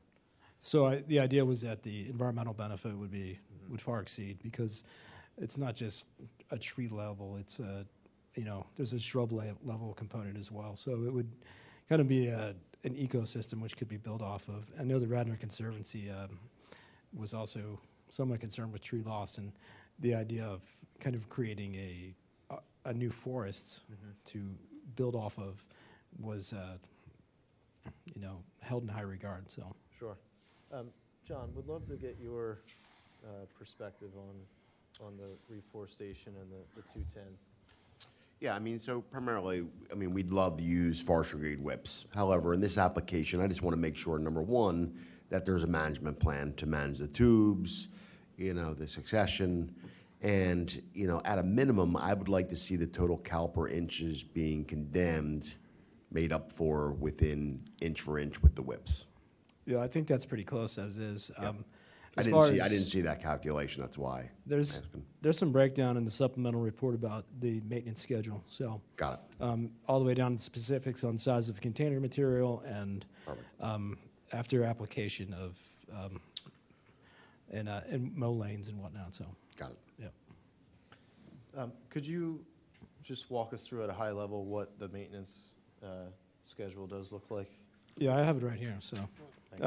So maintenance strategy, these are just short bullet points. So as intense invasive regeneration is expected post-disturbance, a proactive approach will ensure success, obviously. So forestry mowing, string trimming, or herbicide application, the annual weeds and invasive plants should occur. Can you slow down a little bit? Yeah, I'm sorry, a lot of content. So we're looking at, a minimal of two applications per year of invasive regen control. And then site monitor 2 to 4 times annually by a qualified professional to inspect for pressure points in plant health. And then we have a problem with birds so we're proposing that we use watershed restoration tubes for deer control until the trees are large enough. I don't know if you're familiar with that. Some people find it a little bit visually offensive, but when they're done, it's either that or you have a tree that's been eaten by deer. So I prefer trees to live to the point where they're not going to be. So bird netting is applied on top of those. So there's bird netting procedures to remove once that, they reach a certain maturity. Tree shelter should be removed after trees reach a caliper of 2 to 3 inches or greater. Tree rub guards should be removed when restriction may occur. So just kind of brief bullet points that we use on projects of this nature. How many years is that over? As far as are there stages of the maintenance plan for obviously the age of the trees? Yeah. So I mean, this is like a 3 to 5 year process. After that, I mean, as far as oversight, sure, that's on the school district to maintain, I imagine. So makes sense. Yeah. So would you be willing to have a warranty for that 5-year period for those forestry grade whips? I mean, that's. We'd have to talk with yeah. the district for that. I mean, when this was put together, this was, more or less an alternative concept, and it can be fleshed out to the nth degree if need be. So, I mean, in all honesty, I've done a million of these projects, and they're great in the beginning. They get planted, they look awesome, and then all of a sudden they're forgotten, and it's just part of reality. So I would like to see a little bit more teeth in the warranty for these trees, maybe up to the 5 years that Mike is referencing in the maintenance plan. That way the township is assured that those forestry grade or conservation trees are managed to the nth degree.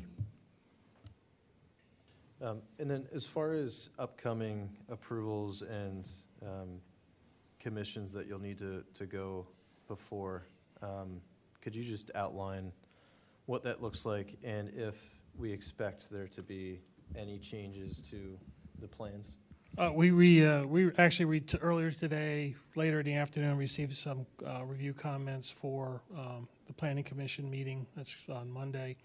As the plan, as you see before you on the site, we don't see any change. The issues that have come up are more traffic off-site with intersections, and we're working with the township on that. the site as you see it right now, there'll be no layout changes, no changes to parking, no changes to grading. It's all going to be primarily we're dealing with the Sproul Clyde and Sproul Bryn Mawr intersections that we're working with the township on. Okay, great. Having our planning representative here, MJ, have you guys gotten a chance to review this, and do you have any concerns from a tree perspective relation to planning? So we did review it. There was an extensive presentation at the tail end of last year that the school district made. We found the entire plan to be compelling. We did have some questions for shade tree regarding the tree replacement schedule and the alternative replanting.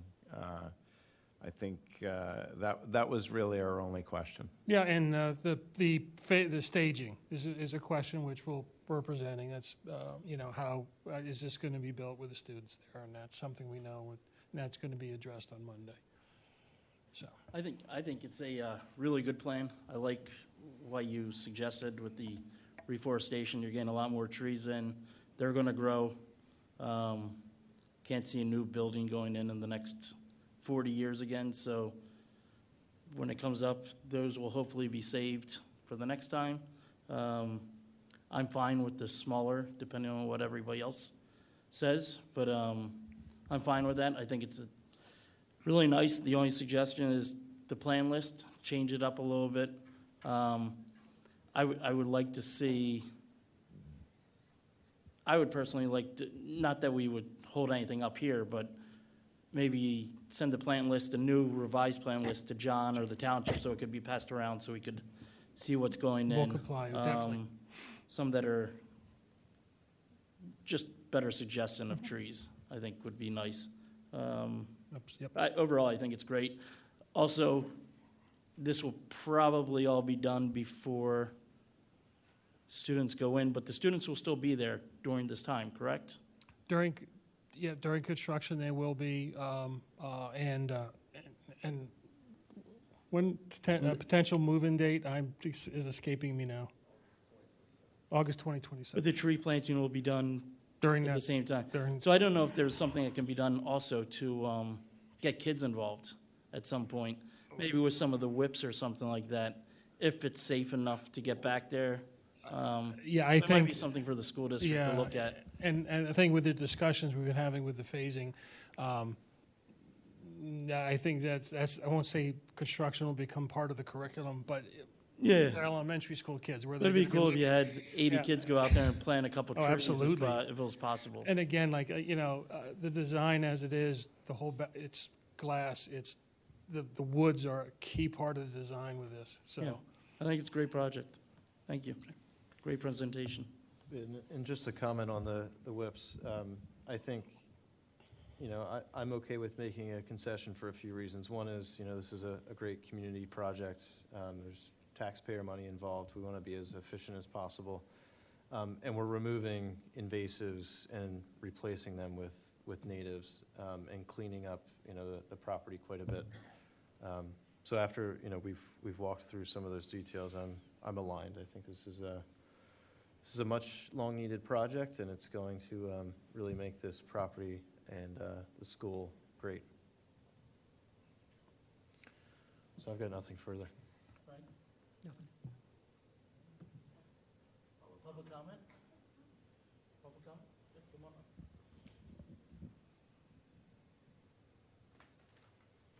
up. Thank you. Christina Peters, 429 King of Prussia Road. I am on the board of the Radnor Conservancy. I'm not sure, I wasn't present for whatever talk you had. I have a couple of questions. First is, with the 349 trees to be removed, is there a total tree count somewhere? Do we know if that's 50% or less than 50%? Yeah, it's less. It's less, okay. We have 1,900 trees on the site. Super. And when I'm absolutely pro reforestation and removing invasive species and replacing them with better things. What are we doing? And maybe I missed this. for, what's below the trees, are we putting in native understory, or are we just spraying we got a planting plan for native understory? Yes. Okay. That was in the supplemental report. There's a whole list from all levels of reforestation. Terrific. And I absolutely agree with you, John, that so often these projects become, they're great when they go in and not so great further on. I'd love to see the school district generally maintaining its properties, forests and trees more consistently, getting rid of those vines and invasives, and to the extent that the school district needs to put in more trees because of these and other removals, there are plenty of opportunities around Radnor schools where we've lost trees and they've not been replaced. I say that as a near neighbor of the Radnor Elementary School, where we've lost many, many trees, and there's playgrounds that are in the beating sun all day. Thank you.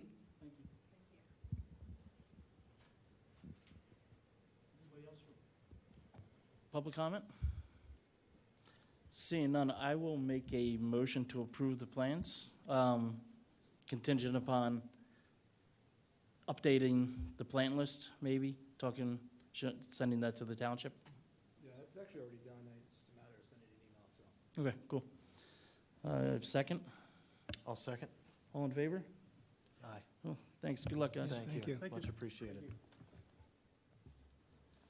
Okay, next up we have 5N Wawa. Is anybody here for that?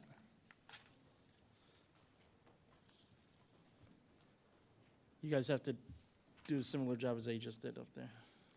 Just as good, right? Smaller property. Okay. Are we accepting whips? Keep it down over there, MJ. So if you just tell us about the project, and then we'll have some questions.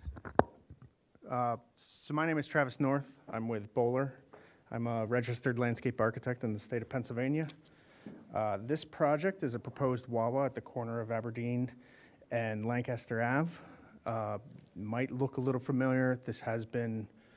We were last before the Shade Tree Commission all the way back in 2019. That went through an appeal process at the state and was approved at the state level. So we're back here to kind of tidy up some things and clean some things up and finalize the drawings. So just a quick oversight.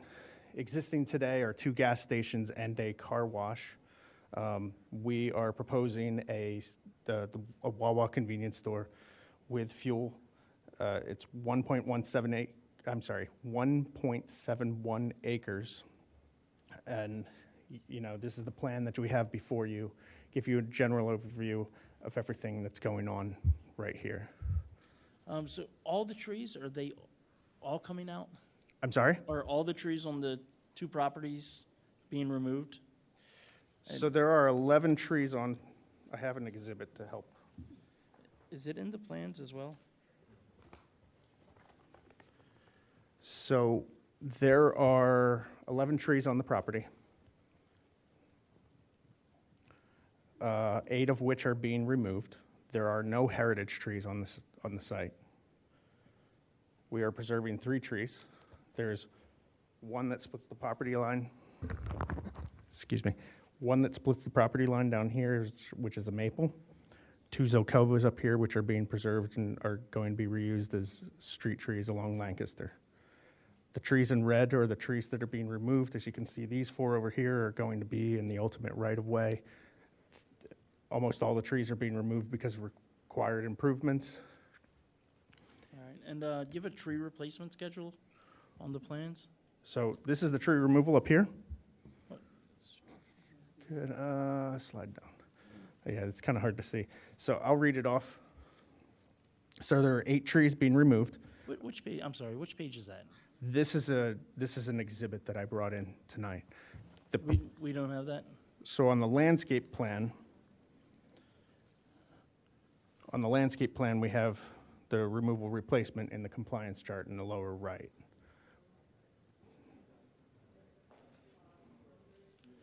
Okay. What page is that? What's This the is L101. L101. Got it.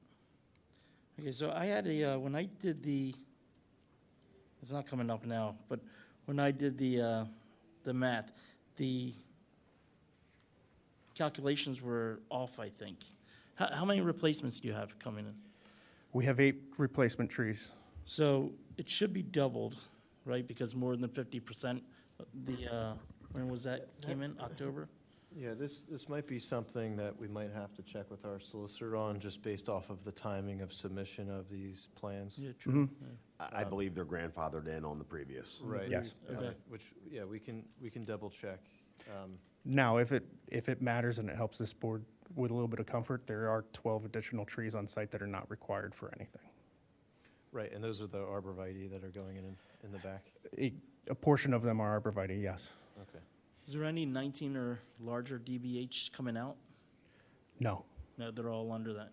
they're all in the, they're all 12 inches or less. Okay. And so how many trees total are going in to the whole plan? For the overall site, there are 64 trees proposed. That includes 20 canopy trees, 32 evergreen trees, and 12 ornamental or flowering trees. Gotcha. Okay, so you have more than enough to compensate. Gotcha. The trees that you're saving, do you have tree protection Yes, so around there? you can see, on this exhibit, you can see the tree protection, but this is also consistent with the erosion sediment control plan. It's, it looks a little weird because of the existing edge of pavement, the proposed edge of pavement, and the proposed sidewalk. But, you know, they are Zelkova, they're existing in a restricted root zone in that. Gotcha. Anybody else have questions? Could you run us through the species of what's going in and proposed? Yes, I will flip to the landscape plan so you can see.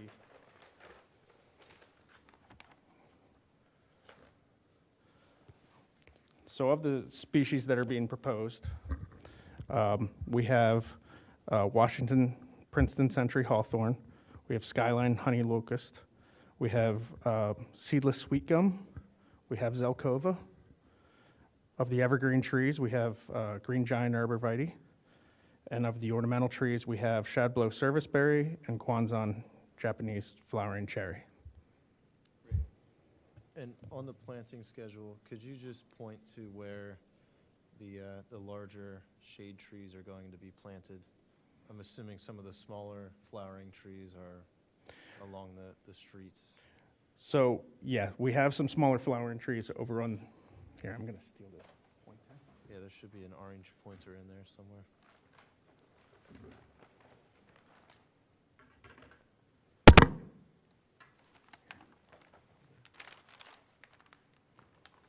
I like paper plans, but sometimes they get unruly.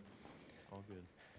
So we have some smaller trees along the side here related to some of the limited planting zones and some overhead wires. All your shade trees, you have a handful along Lancaster. You have a handful planted in the southern buffer and in the southeastern corner of the site. Great, thank you. We love our street trees in Radnor Township. It does look like you've maximized the area, but from your perspective, is there any more room to put additional street trees? I feel there are not. There is a gap up here, and for sight lines, as advised by a traffic engineer, and also sign visibility of the signage. This is the sign right here, and that'll include the required pricing board. Sure. And out of those 8 coming out, are any of them deemed hazardous, or are they all healthy? I would not say that they're all healthy. I think borderline. Yeah. There's a magnolia out there that's in pretty poor condition. I think some of the ones along the street on Aberdeen are in fairly poor condition. Sure. But we do appreciate, obviously, you're going above and beyond on the replanting. And just from a environmental perspective, we can't convince you to put in any EV charging, can we? I would, I cannot make that call. All right. I tried. For the record, I think, that would infringe probably on their parking requirements. Fair enough. Fair enough. Had to ask. Quick question, oh, sorry. I'm good. I appreciate you running through the details. I think the species makes sense, placements make sense. That arborvitae buffer in the back, I know there was some commentary from neighbors around screening, so I think, that's a good solution for back there. So I have no further comments. Thanks. I have a couple of questions. At the last Planning Commission meeting, there was some vigorous discussion from the commissioners as well as the neighbors regarding screening, that portion of the property.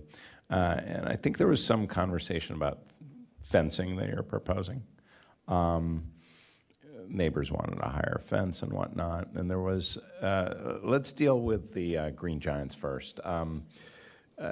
Your schedule here shows 8-foot Green Giants. Is it possible to maybe go a little bit higher? So I can opine on that. So today, during the course of the day, we spoke with Mr. Norsini, I spoke with Mr. Norris. We came back and forth, and we're gonna go in at a 10 to 12 foot, leaning towards a 12 foot as possible. Okay, great. We do have to check with the attorneys on that one, again, because this is part of an appeal process, but that's just something to be aware of. Sure, sounds good. And I think we'll get another bite at this apple at planning as well. With respect to the fence that's part of this, and I know it's hard to read on this plan, is it possible to maybe add another row of arborvitae to add additional screening for the neighbors? If we maybe sacrifice the fence?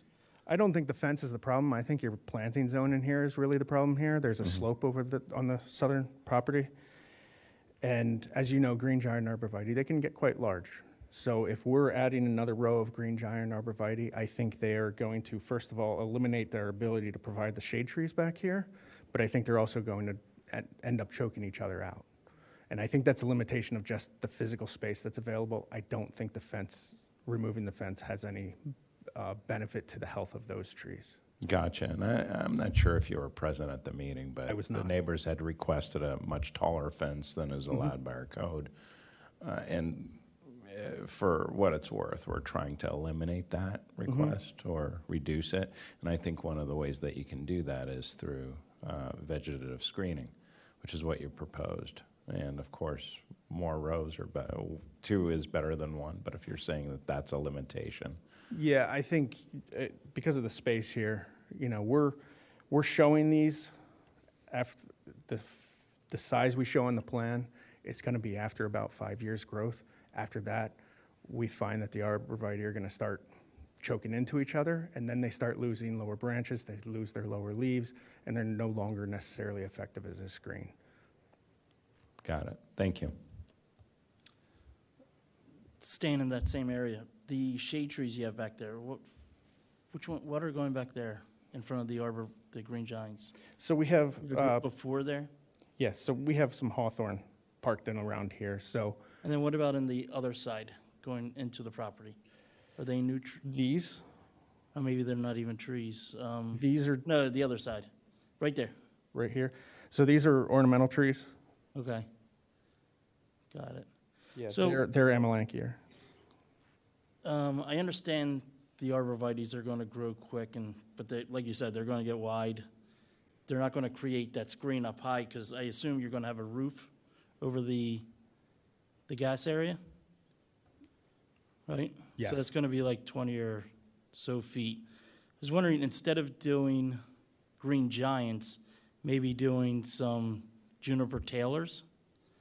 That way, but you would have to do a lot more. If you get them around 10 to 12 feet, they grow pretty quick. They stay nice and tight, and you could fit more along there to create a fence with the Taylors. So I feel between the two species, I think the green giant's probably a better option because it's more resilient, it's more likely to deal in an urbanized environment like this. But I also think that it will have a better initial growth rate. Taylors do pretty quick. I planted some in my house, and they got worked, and they grow 1 to 2 feet a year, just almost as quickly as the green giants. It's just a suggestion, because what's going to happen here is you're going to get growth up to 6 feet, unless you plant like a 16-foot green giant. Then you're going to have all that space in between the trees for about 10 years or so. And then if somebody comes in and starts topping them, then it might fill in to create that wall. But otherwise, they're always going to see this canopy. So it's just a suggestion. I understand going to 10 to 12 feet gets you there quicker, but you're still going to, the neighbors behind are going to see that for years to come. If you mixed in the Taylors to use that as a screen, you could probably still fit, if you have ornamentals in there, you can fit in green giants right in front of that and create that double layer. So it's different, but I think it would work. Okay. And that area is protected, so there's going to be a fence on the other side. And the Taylors do great up against objects too. They don't die back very easy. So it's just a suggestion. And I'll consider that. I do want to point out this is green giant arborvitae, so this is the tree form. Yeah, I understand. And yeah. I planted thousands of them. I understand, yeah. Yeah. I just know how they're going to grow pyramidal. You're going to have 4 or 5 feet in between each one. You only have 1, 2, 3, 4, 5, 6. There's 30. 14 there on that one. That's you're talking where the gas station, at the corner gas station there. So you're still going to have a ton of space in between.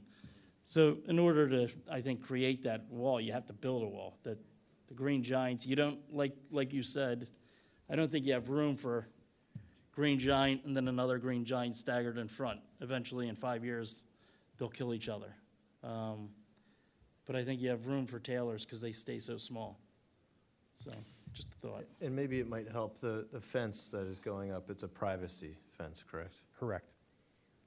So as far as neighbor disturbance, I mean, I know the trees are going to take a while to mature, but you'll have that extra layer of the fence. That's The fence is only 6 feet, so, right?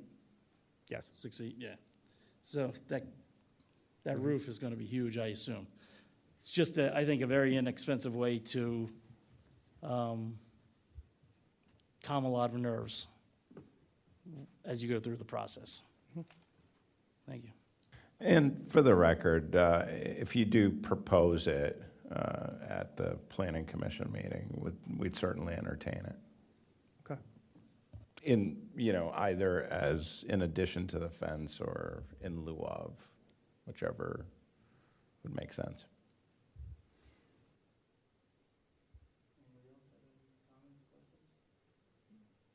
So as the plan stands, I think you meet the ordinance requirements. We are going to have public comment first. Yep. Public comment. Sorry about that. I think it would work. Christina Kelly? Peters once again. Mr. Gibbons, I think that the idea... Could you turn on your mic? Thanks. Sorry, maybe.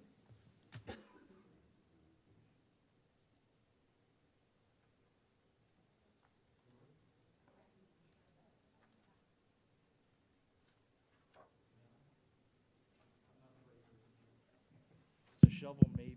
Here we go. Okay. I agree with you that those Taylors would be a good addition to this plan. Those green giants just don't have a lot of wildlife value, and the junipers do have more. I was also going to ask that you consider maybe mixing in some American hollies or something that also has wildlife value as opposed to this, it might as well be plastic so far as the birds are concerned, fence. Just a plug for natives where you can put them. Maybe the Zelkova too, I don't know.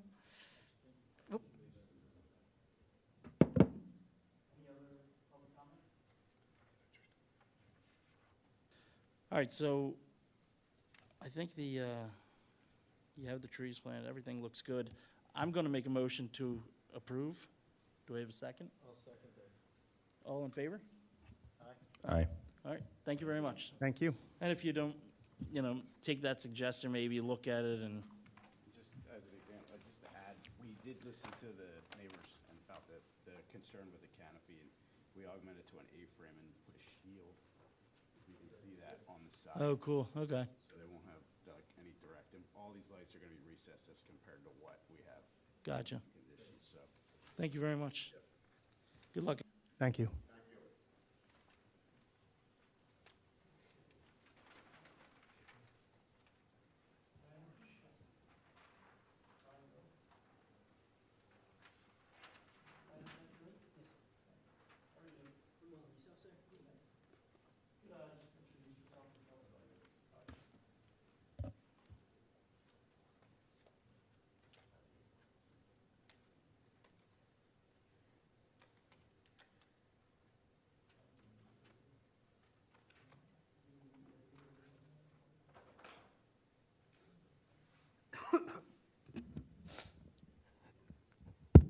Good evening. My name is Ed Nespoli with Hal Engineering. I'm here on behalf of Robert Celli and Rockwell Homes, who will be the developer on this job. You've probably seen it before where Bentley Homes was trying to push through a 3-lot subdivision of this same land back in 2019. So we're proposing 2 houses, 1 on each lot. And we didn't provide a landscape plan on our latest submission, but tonight I have brought, this was approved in your 2019 December meeting.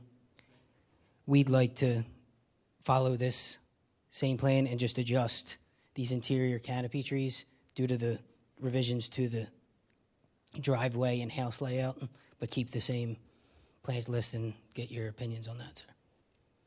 So those trees, are they staying or are they going? This was the landscape plan for the 3-lot subdivision. We would like to keep the same plant list as part of the replacement schedule. Okay. Do you have is there trees coming out? Yes. Can you show us the tree removals? I didn't see anything on our plans. The trees in red are the trees to be removed. And how many, do you have a schedule there? I believe it's 24 different trees, some of which are not in good shape. And do they have sizes with them? Or? Yes. Okay. And they are all the same trees that were worked out in this replacement schedule back in that 2019 date. So everything stays the same? Yeah. With all the removals are the same? Correct. The limited disturbance is about the same. It's just instead of putting 2 houses on these 3 lots, we're putting, instead of 3 lots, we're doing 2 lots with 2 houses. Gotcha. Okay. Tree protection then. We have, let me get my grading sheet.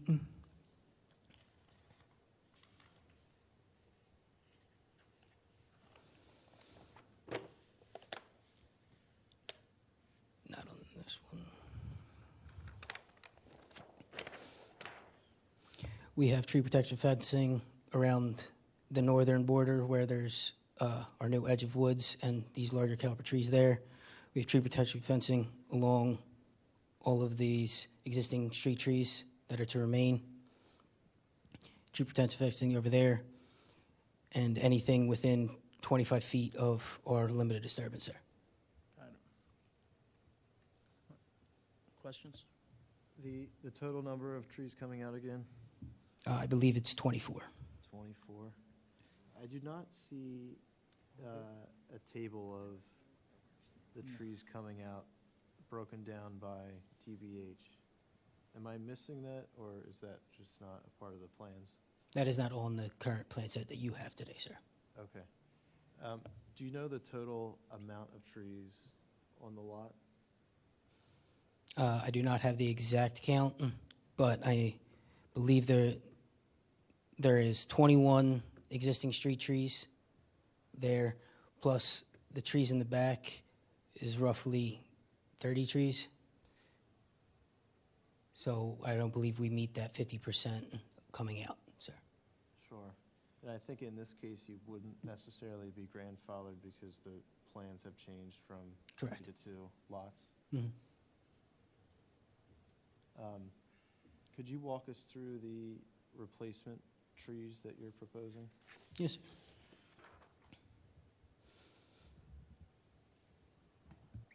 All right. Per the replacement schedule, this was prepared by Patrick Stewart with Stewart Associates for that meeting back in 2019. It looks like on lot 1, there was 13 trees proposed because there was 6 trees coming out of 116 inches in total diameter. Right here we have 4 Norway spruces being there. This wouldn't change with our new plan. You have 1 white oak, 1 sweet gum, and 1 hackberry in the back of that lot. With in the front of the lot to kind of go with the rest of the street trees, we would have 4 American hollies. Same thing for lot 2. And then 1 of the white oaks there, another white oak on this lot, and a hackberry right here, and then various whips throughout the property. So I'm seeing in that table, you have 6 canopy, 12 evergreen, and 45 whips. Correct. I think, thinking back to this project from years ago, I believe we made a concession for the whips just because of the density of this lot. Mhm. But now that it's 2 lots instead of 3, there is a little bit more room. So personally, I would love to see less whips and more canopy trees and other trees, larger diameter trees, where they could be placed. But would love to hear others' opinions. Yeah, which house is not going in there? Oh, you're putting them, okay. Yeah, I agree with Seth. And I would also like to see an actual tree schedule on the plans showing how many 6 to 18, 19 to 29, and then how many 30-inch coming out. So we can make all the calculations, make sure, and see what are going in, which plants are going in. So I think I would table this. Hate to hold you up, but No, I'd like to table it and see that on the plans for next time. And then, like you said, see more trees. Since you're going to have more space, you're not putting in the 3 houses.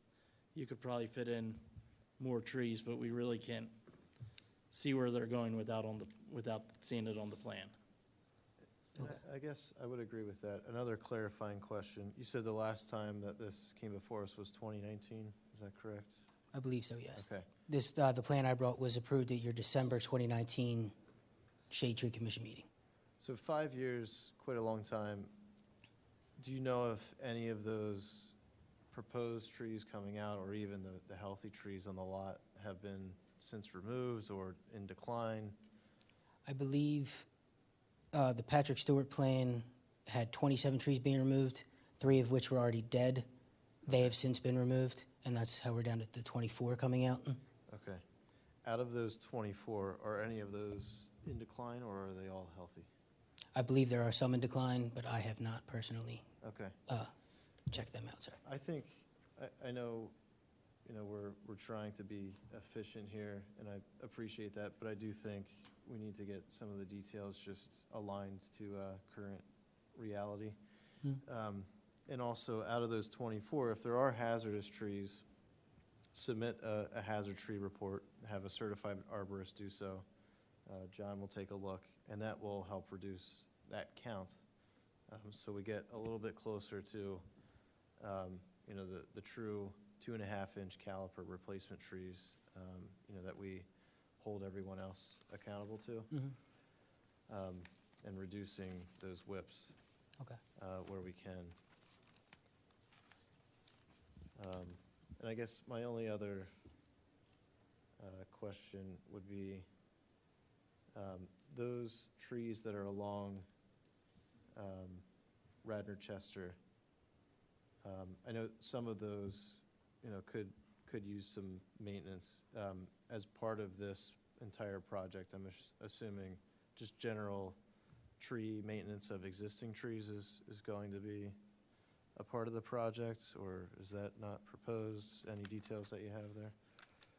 I believe they're just trying to preserve everything that exists out there. Like, we'll have everything out there protected with the tree protection fence. Okay.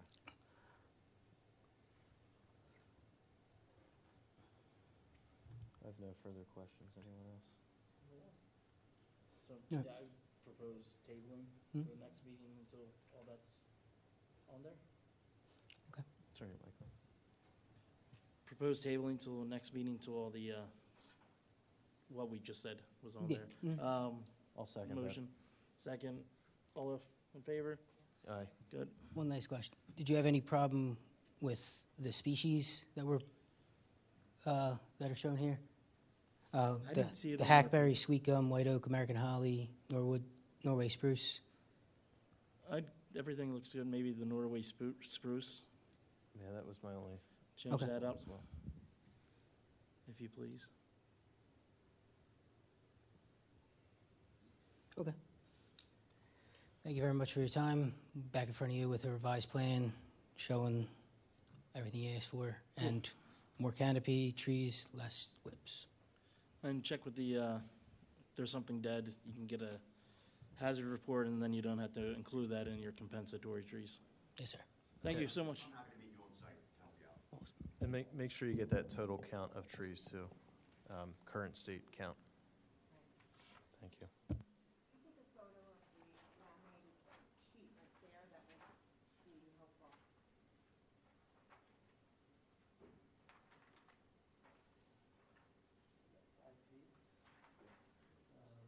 Anybody here for 201 Spring Mill? Thank you again. No, just place it right here. Hey, how's it going again? How you doing? This is the second lot, I guess, or is it the same one? So this is the second lot. There Second lot. currently is an existing lot that was approved, I believe, a year Did you and a half start building ago. on that, or? So that one had an existing structure on it. It was being Okay. renovated. This one was before you last year. There was an existing rock face on the property that was regraded. We Okay. have since resurveyed the property in that area, and are now proposing a 2-lot subdivision with 2 single-family homes being developed. On the second lot? Yes, on the vacant lot. That's correct. Gotcha. So the house That is to the left, right? The house is to the right currently. That shares the same address. Is located right here. It's shown just clipped off the side. Gotcha. Okay. There was an existing pool and equipment. And so you're making that lot 2 lots? So now this will be 2 lots. Got So it. this is the existing conditions plan. The tree replacement calculation was not on the plan you had received. It's not on the plan? It was not on the plan that you had received originally with the application. I had added it for tonight. I Gotcha. realized it was not included.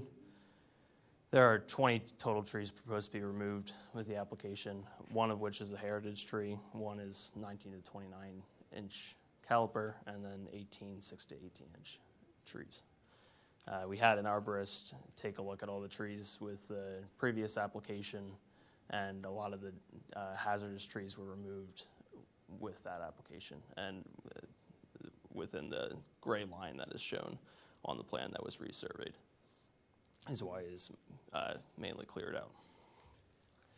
Currently, we're requesting a fee in lieu for the replacement trees. For the 27 required replacement trees, currently there's 64 trees on the site. We're proposing to remove the 20, but I'll show you the proposed plan.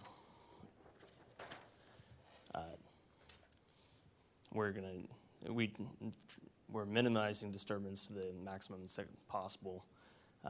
We have a wall on the eastern side of the property that'll allow the house to be tucked as far forward as we were able to with the grade to minimize disturbance in the rear for the steep slopes. And similar with this, the proposed lot 1 is on the left, the proposed lot 2 on the right. The rear of the proposed lot 1 is the area where we wanted to preserve the existing woodlands. That also is steep slopes in the back. The proposed heritage tree to be removed is located around here. The garage and the location of the house, we had believed the roots were going to be damaged with the proposed grading, is why we had shown it to be removed. Gotcha. So 27 trees are required. Correct. And you're looking to just do the fee in lieu of? That would be the intention. 300? Which is 300, which I believe comes out to $8,100. You have no space to replant? There may be additional plantings proposed in the future, just to be dependent, as these are model homes and may be selected for changing. So what about along Spring Mill there? Is there trees? There is trees there? There is trees there, including several heritage trees. And you had to plant some more trees for Saldo, land development? We'll comply with the comments. That's nothing to do with the 27 that you're... Correct. Got it, okay. And then trees, sorry. You're coming, do you have tree protection around the trees in the front there? Yes, so this is just the proposed plan. I have the erosion and sediment control plan. That was sheet 7 of the proposed the minor subdivision plans. And we are providing tree protection fencing within 25 feet of any of the limited disturbance. Okay. Is there a lot of grading going on in front where Spring Mill Road, where we're trying to minimize the grading to just the 2 driveway entrances. There's the flattest section of the road, of Spring Mill Road, along the frontage of both lots. So both driveways will be separate, and I believe there's a few trees, but we were placing it around in between the existing heritage trees as not to disturb them. All right, so take the first one there. There's a right there. There's a large tree to your left there. It looks like. That is correct. What size tree is that? That is a 32-inch maple. Maple? Yep. Is there going to be huge grade difference when you build that driveway with? No, that driveway is mostly following existing grade. It may be a 12-inch rise as we go up, but we tried to match the existing grades of both lots. What about the other property? There's another large canopy tree That's there. correct, and in there we're going to have to watch during construction and make sure there's proper, because there might be encroachment into the drip line of that tree as well. Is it a huge change in when you're excavating there? No, there's not a huge tree change along those drip lines. It's just that construction. It's not over a foot or anything like? No. Okay. Gotcha. And then there's no trees going to be at the back that you're going to be going near, right? Where? You have tree protection around those, the one grouping there, but around this grouping? No, in the back now. I'm at the back. And so there will be tree protection fencing around the entire grouping of trees in the back there. And what's the grade like back there? Is it sloped or? These are all steep slopes that are greater than 25%. Are you dumping back there soil or? Not. Are they taking it off site or? Most of the soil will be any flattening out will be in the rear of this property. Any additional soil will be taken outside. Gotcha. So there may be additional fill in the front of this house as well. All right. Anybody else have questions? Yeah, I do. 2 questions, actually. The first one is from a building standpoint. Are you doing these simultaneously or sequentially? So the grading on the site will be done for the overall property as the stormwater systems are closely interlinked. The proposed lot 2 will probably be it will be the first house that is built. And then as a buyer comes for the first lot, then that will happen. Okay, thank you. My second question is, I think when you came before us for the house that you're renovating next door, Yep. from that application, did you also then remove some trees on this lot? I know that you had to fill in the big cliff or, So there were 2 separate applications. One was for the existing structure where there was trees removed with that application. Right. The second application was for filling in that rock face, and that might have been an existing quarry at one point, and trees were removed with that application that had come in front and of so you. this is another application for the same lot? Yes, Okay, that is correct. okay. A significant portion of the trees that were moved were disease dying that were identified by the arborist originally, I believe. Okay. Were they replanted? No, those were also fee in lieu when that application was approved. Was the first lot, the replanting or the compensatory plantings on the first lot, have they been planted? Anything that you require? So there was, that was also a fee in lieu that was You approved. paid fee in lieu? Yep, And was that paid already, or? I believe so. Okay. Okay. Do you remember how many trees that was? I do not off the top of my head. No, we have to probably look it up. Gotcha. Anybody else? I mean, I would love to see some trees go in, but it sounds like at some point that is likely going to be the case, and the fee in lieu of seems to be just out of speed to get the project moving. That's correct. And, you know, what we do with that fee in lieu of the money is find places elsewhere in the township to plant trees. I am looking at the satellite view, and there are quite a few mature trees around that area. So from a canopy perspective, it's not totally bare. And you're certainly within right to do this. So I don't have any further comments. I'm actually asking some of the arborists in the room, of which I am not. Being that this is a vacant lot and it's heavily sloped, just from a stormwater management standpoint, are there species that you would prefer to see, maybe to absorb some of the runoff that is likely to occur? Yeah, of course, yeah. I don't know, from what they've already put on there? Well, they're not replanting there, right? Oh, you're not We don't have replanting anything. But eventually- nothing currently, but we would be happy to take down species for future plans. I mean, I can't think right now. Okay. But I'm sure when the time comes up, you'll. And I believe these would come in front of you for grading permits as well. Yeah, Okay. gotcha. Okay, thank you.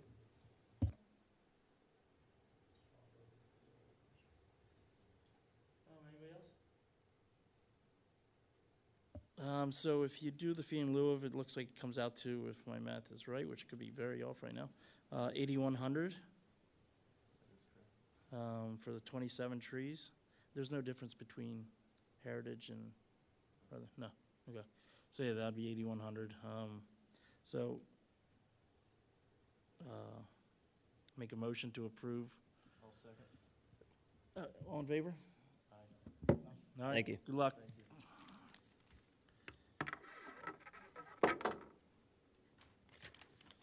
All right, next up, we have 60 West, final land development. Mr. Alderson, good to see you. Good seeing you again. This is your 4th or 5th time here for this? We've been here a few times, yes. So what are we here for today? Final land development? Any changes in the project? There are no changes. I mean, we changed the positioning of some of the Amelanchier just because of grading. So the Amelanchier that were in the courtyard have sort of gone to the edge of the courtyard because that's on grade Okay. rather than on a roof. So, All right. keeping everything the same, removals and Yes, replanting? yes, Everything yes. stays the same? Yeah. You're not building another house there or something like that? There's no other houses being built there. Anybody have any other questions? Nothing? Nothing? I'll make a motion to approve. Second. All in favor? Aye. Thank Good you. luck. Sorry you had to come out. Thank you. Have a good one. All right, next up is, oh, that's everything. Okay, now we have clearing permits for King of Prussia. Anybody here for Cabrini? Yes. How are you? I hope you enjoyed the night. That was entertaining. I'm John Verbrugge from John B. Ward and Company, taking care of the Cabrini campus for Villanova University. Basically, round 2 of property line trees, Eagle Road, Upper Gulf Road with neighbors are being addressed at this next go-around. So obviously, there's a lot of deferred maintenance. Where should I start? So all the trees coming out, they're all dead. they're dead, fallen over. They are trees that were cut in half and left on the edge of roadways, et cetera. One hot spot in particular is on Eagle Road across from Eastern University. I think somebody, might be the president's house. It's closer towards the park on Paul Road there. There's like a grove of dead birch trees right along the edge of the road, as well as a very large dead oak tree and a large dead sugar maple over the pathway that connects future use for students to move back and forth between the campuses. So that's like a really hot point for them. And there's a lot of fallen trees that are going to get cleaned up that are on the ground that are kind of protruding into the road.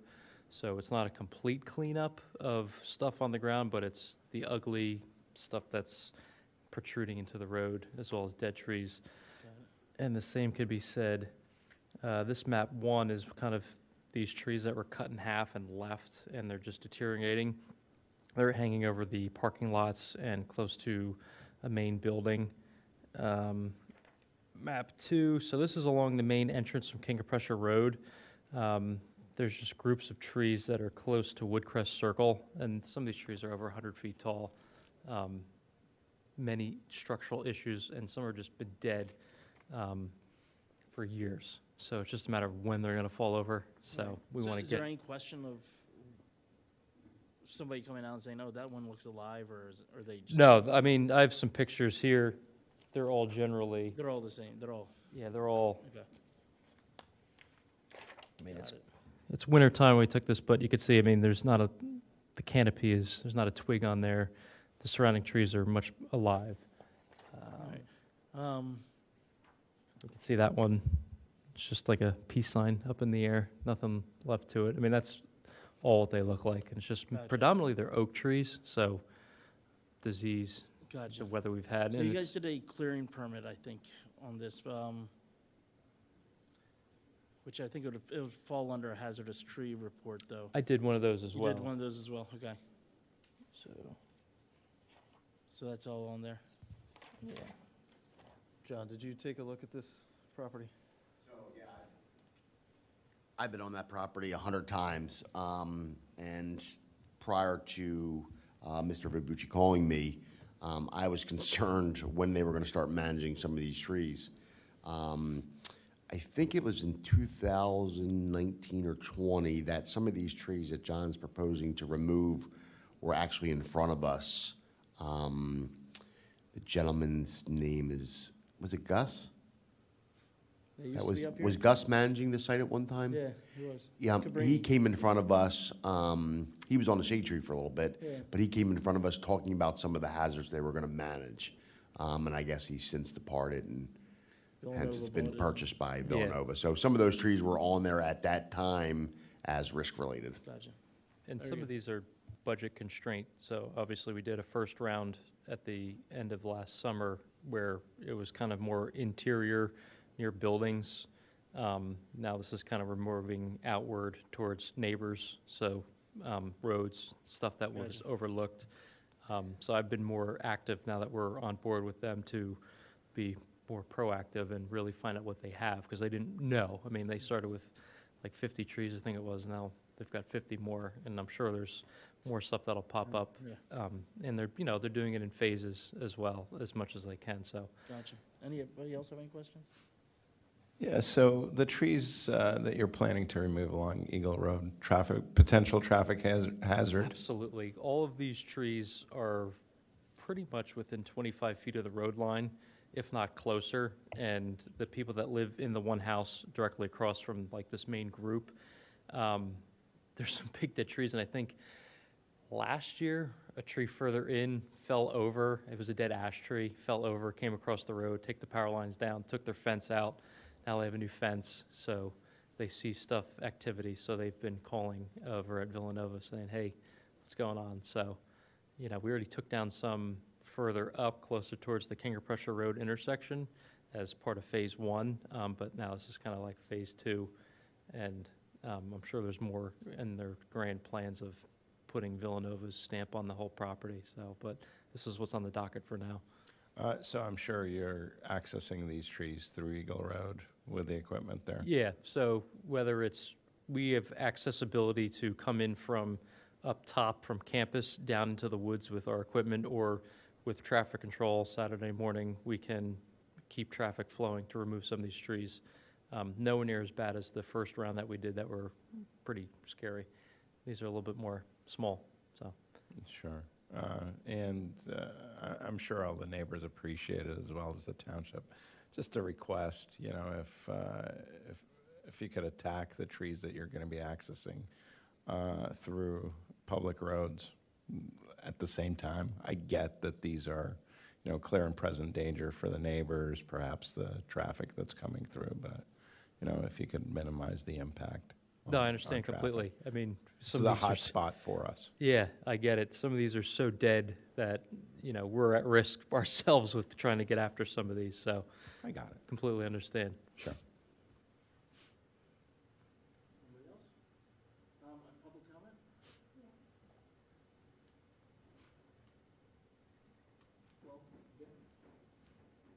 I'm back. I'm up and down that road all the time and know how kind of scary looking it is, but aren't we supposed to have documentation for each hazardous tree that comes down? And there's kind of 58 of them. I mean, do we have that? Do we have pictures of it? I mean, because I didn't see it. Report that was submitted. There's a hazard tree report submitted. And I think what you're trying to say is you want a hazard tree report for each one, Yeah. at each tree. Yeah, I mean, I guess we could request it. I think it's, personally, I know John B. Ward Company. They're not going to lie about it. John's been there. It's pretty much just more money to have somebody document Go tree by 58 tree. trees. Okay. I think it's not worth the paper it's on. I would just rather one piece of paper than 58 separate ones. But I understand what you're saying. mean- But since, for this case, since they're all completely dead, I feel And confident you've with been that. out and you know there are 58 dead trees? Yeah, there's, And this is just this phase, I believe. Yeah, there's, And I'll, long time. no, I get it. I get it. I just thought that, you know, we were going to have a level of confidence that each of these trees is Yeah. actually dead. Right? It's a lot of trees. so I will add, there is a map identifying each of the trees, right? Yeah, there are groups Mm-hmm. in the areas.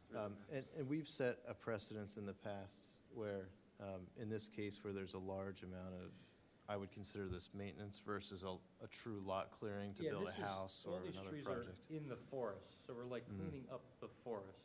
Right. So it's not actually a clearing. No, these are all forest. We're not These are all clear-cutting buffer this. Right. Perimeter, periphery trees, Right. so if there weren't roads or buildings nearby, we wouldn't even know or Right. care about them, but Sure. because there are, we. So I think, you know, there has been some images that have been submitted. I think it's. I it's saw some detailed kind in of the blurry hatch. ones, not. To go off that, how many are heritage size, do you know? So, I want to say 30% probably, or close to 30%, 35. so, could you do hazard, because you only need a hazard tree report for anything that's heritage tree or bigger. So it doesn't seem like it's that many heritage trees, so would you mind? If the count is over 6, you need a hazard tree report. That's for, even if trees are dead? I don't think so. I think it would be a good idea, maybe, John, if you are going to be out there working one day, that you invite the Conservancy members over just to walk them through. I mean, you're very close by. You can meet Mr. Rabucci over there, walk the site, and get a good feeling. But, you know, you'll see very quickly the looming dangers. No, I drive the road. I know there's looming dangers. I just want to know. I mean, the ordinance says when a heritage tree comes down, we get a hazardous tree report, and we've got confidence, like everybody who isn't necessarily going to be out walking, that the tree, in fact, needs to come down. Yeah. That's all. I kind of agree with you. So would you mind doing, because I believe I've read the ordinance a bunch of times, and E360. Totally dead, decaying. No, 30-inch or greater. That's whenever I did a hazard tree report, you don't report it on I understand the number, but we're not taking out live trees. They're dead trees. So according to the ordinance, I don't believe you need. Permit sheet, which is the sheet that's directly in front of us right there, but then you can list multiple trees as long as they're mapped, which I believe has been completed with pictures. Okay. With pictures. Correct. So Right. we're good. And it's just, I mean, it's, for me, it's not like, do I believe you that there's a hazard? Absolutely. I drive down that road all the time. But does the ordinance say we're supposed to be, creating a record that gives everybody confidence that the ordinance is being followed? That's what it says. Yeah, and I think we have all of that. If you check the latest agenda, there is a link to a document that has photos, the map, and everything. Thank you. Cool. Do you have that? Do you have a copy of the map? Did you see that? What's on the hazardous tree report? So this is the, but Commissioner Reeser, don't we have that? Is that what you're saying? John, do you have a? Yeah, it's right there. yeah. It's, The Conservancy, give that to me? if you go on the township website and the latest agenda that was posted, which was just recently revised within the past week, it does have the hazard tree report with the map and the photos. I didn't look in the last Yep, week. all good. So I think, yeah, we've got excuse me, everything we need. These are the maps. I indicated the groups of where, they're all kind of in groups together. Any more questions? It's obviously black and white photos, but you can see there's no bark even on some of these trees. There's no leaves. They run on the edge there. With the heritage trees, do you have pictures for each of the heritage trees? So they're all dead. I guess that's a gray area for me to completely understand if they're totally dead and not even providing photosynthesis. Yeah. No, I get it, but it's just, ordinance is documented in a certain way, and I'm just, maybe I missed something. No, I get it. I mean, that one's got one branch. No, And then this is the one. that's not 54 trees, right? Well, I mean, it's kind of hard to take trees in the forest, pictures in the forest. I know. So. Would you like to add anything else? Sir? No. You good? Yeah, I mean, in my. I will make a motion to, I'll make a motion to approve, second. All in favor?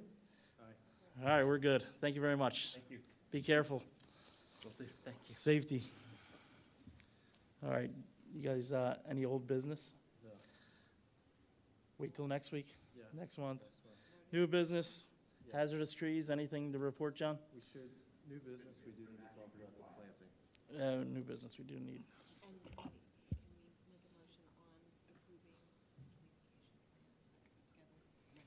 Okay, so let's go to the communication plan that we read. You want to get an approval on that? Do I make the motion? Well, can you just, Should I summarize it for Yeah. the record, can you just summarize? Sure. please? So what we're talking about is to update the public, both residents as well as some of our landscapers and arborists in the business community on some of the changes that were approved to the ordinance. We are just rolling out a communication plan to make sure that all the forms are updated, and engineering, and also that we do sort of just two separate emails to the databases that we already have to explain what the changes are, what that means, and that's about it. And Kristen, are you referencing this document that Yes. you had sent? Correct. So really, this is the approval to kind of move forward with putting together the official documents of which will be shared, correct? Correct. That we'll all have eyeballs on this at some point. Yes. Okay. But also be distributed. Right, the more pressing approval that we need is because we're going to need some partnership from social media and the township as far as communications is just, That's where you're sending it out through social media and stuff like that? Is that how we're going to try to get it out to people? we could. Okay, We there was could. nothing else? Nope, No, okay. that's it. Yeah, so, And that would be using Molly Gallagher Could be, and her yeah. channels. right. And just making sure that, obviously, we involve Ricky, we'll involve Of course. Molly and whoever else we need to Yes. for any of this. And Okay. Seth is huge on Facebook, so you could get that. Big Facebook guy. Yes, and also just making sure that any of the forms that are sent out from engineering, for example, reflect all the updates, yeah. Gotcha, great Which idea. I'm happy to help with. Very good. So I'll make a motion to approve getting that going. Thank you. Second. All in Okay. favor? Aye. Thank you. All right, perfect. And then new business, Frank, do you want to go over the planting? I think we need to make a decision today because the order's due in February, is it? February 11th. February 11th is due. Ian's queuing you up. Oh, Ian? I thought he was, maybe not. Maybe he just turned it I think he's turning Did the you lights send off, him he wants that us to file? leave. Yeah, I did. I think It was Ricky's sitting on ready the to computer there. Wait, Ricky, did you do it? Yeah, it's there. You just Yeah. gotta queue it up with the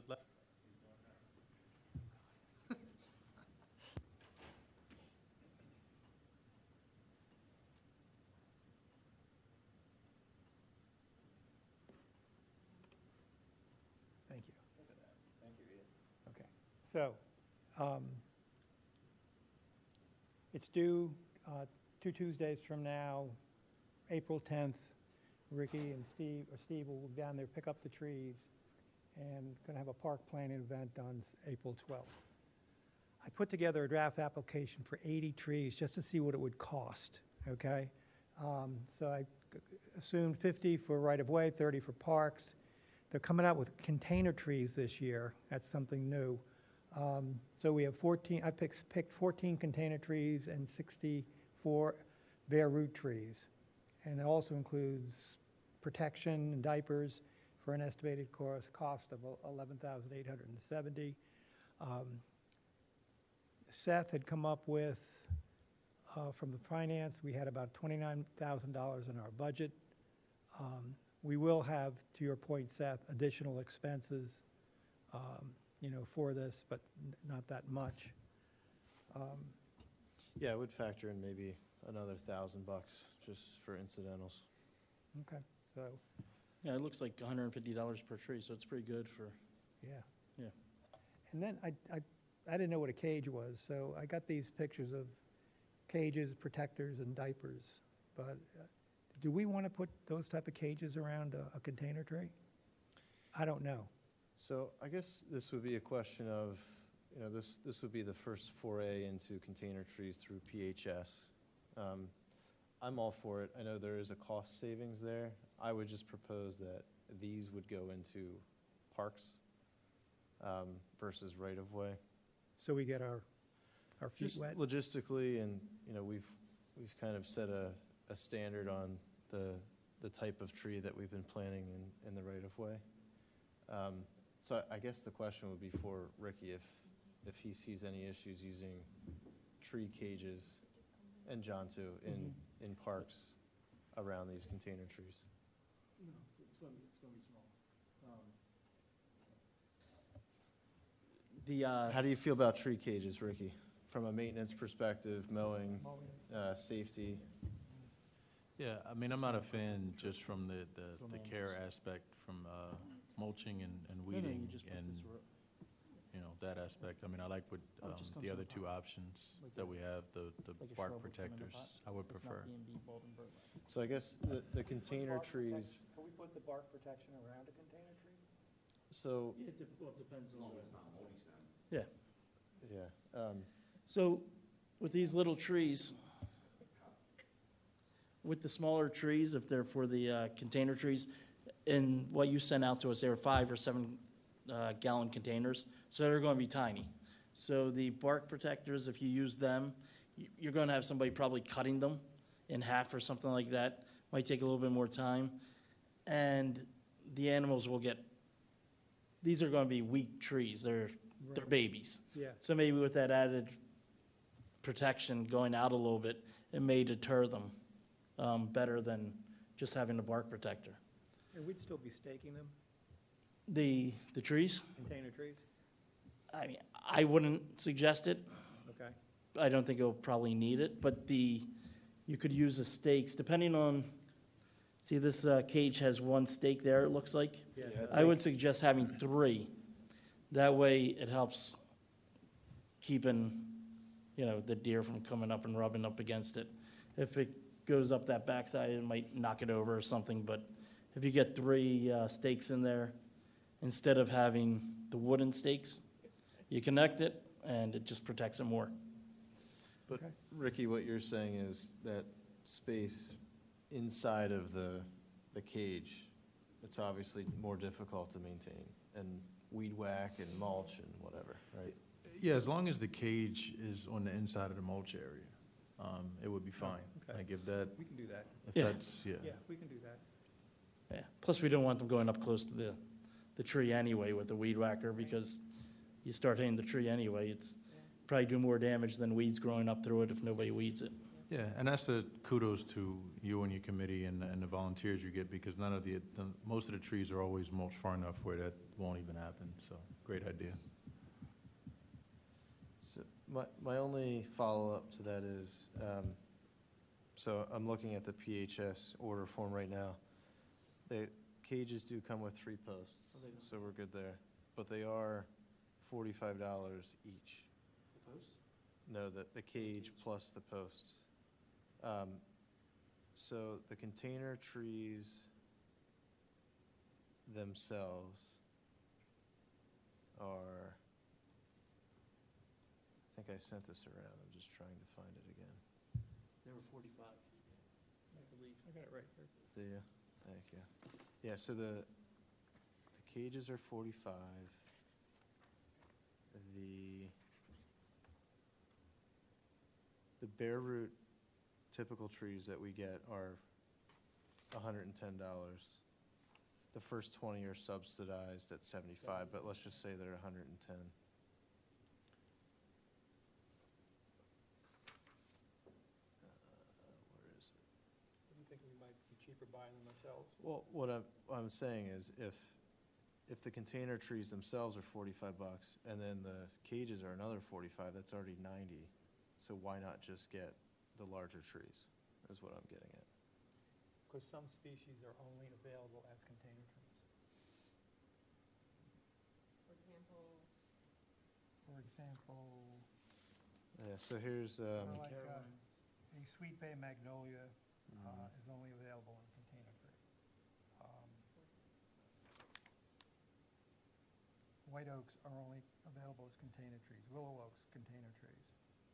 So in order to get the diversity, I was taking a little bit from column A. Is a column B. container tree $45?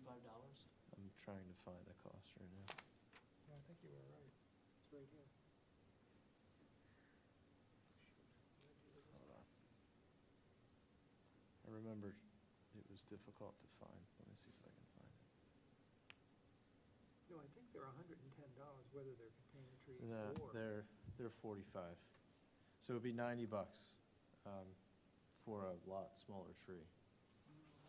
I understand the species mix, but the bare roots that we get are much more sizable than those containers. Yeah, we could get 10 gallon or 15 gallon for 95 or 145, which would be 3 times the size. also also think residents prefer the bigger trees. Sure, and I would expect those 14 containers, if we do get them, go into a park versus at someone's home. I don't know where you got that 45 container trees, but it's not in their application. I had sent an email, and I remember looking it up, because I was, Where'd you look it up in? in that, when you go to put the order in, it calculates the total, and it will give it to you. I trust my past self. Okay, okay. So the other important thing we need to talk about is this, which is in the fall, we had an issue, which is we didn't get as many right-of-way signups. So we had allocated 100 trees for right-of-way and then 50 for parks. We'd only gotten 60 right-of-way signups, and I think by the time we ended up planning it, it dropped to 55 after a couple of cancellations. So one idea I had proposed was if we did registration within the next couple of days here, just to get our numbers locked in, so that when we go to do the order, when is it, Frank, February 11th? Yeah. We have a better picture so that we're not scrambling to find where to put trees. During the fall, it was either saturation of, we've hit everyone that wants a tree in Radnor Township. I find that a little bit hard to believe. Distraction through current events. Who knows what it was? People didn't want to order either, because there was no rain. Watering could be an issue. It's because it's a street tree. It's not that they don't want trees. They don't want it on the streets, I don't think. I think Sure. that's what's saturated. Sure. So I would suggest, and I'm happy to get the registration live, and we've been kind of reusing the same marketing that Molly sends out through all of our social and email channels to get that going sooner than later, so we can lock in our number. That sounds like a good idea. Sounds like a plan. Sounds like a great plan. Okay. Probably with some reminders, forget that they ordered a tree. Yeah, the only risk of doing this is someone signs up within the next 2 weeks, and then there's 2 months of a delay. I guess it's more than 2 months, right? 3 months, up to 3 months until we get them in the ground. Someone could change their mind, someone could forget, someone could move, a lot of scenarios. But I think that risk does not outweigh making sure we logistically are covered. Yeah, I think we'll find plenty of spaces around the township. We could ask the schools. Somebody said Radnor Elementary. Could ask them. That's a good idea. Right? Alternatively, you could have a wait list. Excuse me? You could have a wait list. Yeah. Yeah, we're Hopefully. trying to keep it as close to the planting as possible, just so that, we have been tapping into an ongoing wait list per se, but it's not as long as you'd think it would be. Which I guess segues us into the next question, which is we need to identify a park, right, Frank? Yeah, it's not urgent, Or a school. I have everything we need to do the application on time. We don't have to have a park in the application. I just said we're going to put it in a park. I mean, I do like the idea, I agree with the Conservancy around Radnor Elementary. I know it's been on the table a couple of times of planning at a school. And I think we've prioritized the parks just because, we want to fulfill the parks. But we've done a great job at planting in all the parks. Ricky, what do you got? Can I ask a question? I don't have an issue with the school, because it's all taxpayer money that goes into both entities, the parks and schools, but I would suggest, if possible, to try to use the school to kick in some money to pay for those trees that are going to be planted on their property. That'll just give them an opportunity to raise taxes. Or it might be worthwhile asking the Parent-Teacher Association if they'll do a little fundraiser to kick in on the trees. I don't know. Yeah, I like that idea. The township does front the cost of food and, other But I'd also like to say on your, we didn't get so many registrations point, it was so dry last fall. I mean, I plant trees almost every fall. I didn't plant any. There was at least 4 people that I went to, and they didn't want the tree at the time I was putting the stake in because of the water. Just trying to keep it alive was, you know. Nobody wants to do the extra work. So I think spring will be a little bit easier. I think not a lot of people have the same fear of watering in the spring. I think what I could do is on the marketing that we send out, we do mention that it's a fully installed tree with a tree diaper and bark protection, but maybe we emphasize the tree diaper and the watering. And photos, maybe just. Yeah, sure. Okay, well, let's see what we can do with the pre-registration this go-around, if everybody's cool with that. Sounds good. Anything else, Frank, you need for the, No, sounds like I gotta go. so we're gonna go with with the the 80 application. trees? Are we doing the 14 container trees, or are we bumping it up? I'm okay with giving it a shot. It's only a, what, $20 difference? And To you're get sure a- that the cage and everything is 45? So it'd be $90 for the container if we do the cage. The alternative is we could get a bark protector. Or we can buy the stuff ourselves? Well, we have been buying the bark protectors ourselves. So the stakes that like do it best would be like $6 probably a piece. So it's 18, say 20 bucks, and then a roll of wire. But then that means you have to have somebody cutting the wire. It's not that many Ricky trees. said he was No. going to do it. I mean, if they're at a park, I would have no problem. You won't, I think Do It Best will cut the wire for you. I think Yeah, they I mean, would. cutting the wires. They've worked with us before. Yeah. They're great. Yeah. So if you guys, I would say don't include that, and it's tough to see what the actual price is, but I think we'd save some money. Well, 45 times 14 is 630. We could probably get the wire in no more than a couple $100, right? So we'll save $400, Yeah. but we add some labor. What do you guys want to do? MJ's going to be planting all of them, so what do He you? is. I'm always taking the easier route. I think what we'll save in cost, we're going to consume in labor and expertise. I think there's definitely a pro to having something sort of pre-assembled and ready to go. Are they cut up already? They're cut, there's stakes. Do they come in the pot? The container trees do. Yeah, no, but does the whole ensemble with the wire and the, I mean, is all, It's probably rolled up and then. I'm sure it's all stakes are rolled up. separate. yeah. Yeah, if it's not that big of a difference, why don't we buy it from PHS? We're helping them out too, probably, and then we see for next year how it goes. Yeah, I'm fine with. Sound good to everyone? I'm fine with a hybrid. Cool. 14 container, 66 bare root. Anything else you need, Frank? Nope. No. All right, so I'll make a motion to approve. Second. All in favor? Aye. Do I have to recuse myself? Thank you. Huh? Do I have to recuse myself? No, just go and plant them. Don't worry about it. It's not your money. Okay, anything else in new business? No. Okay. All right, hazardous trees. Trees removed by Township. Anything for Ricky or John, any trees removed? No, sir. We just started our budget, so we ceased all the tree removals Oh, wow. until the budget was, caught up. So you're saving money. There. Wow, I what a don't know thought. about that, but we just started with the removals. So you'll see some at the next meeting. We will have some because we just started back with Gotcha. that. All right, sounds good. Public participation? Anybody? Going once?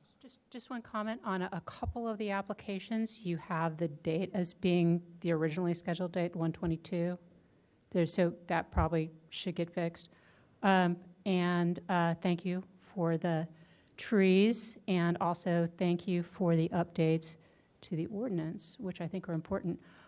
We did have a brief exchange, I noticed, on the invasive Norway maples. They're, I hate them, but they're better than no tree at all. So to the extent that you're going to exclude them from a replacement schedule, I wouldn't go down that path if that's under consideration. Also, all those green giants, man, everybody loves to plant them, but they're not a great tree. They're not a great tree. So, They'll all be sold out soon. All right, anything else? Thanks. Anybody? Thank you very much. Move to adjourn. Motion, second. Meeting adjourned. Thank you. Whatever. See, good work. Yeah, right.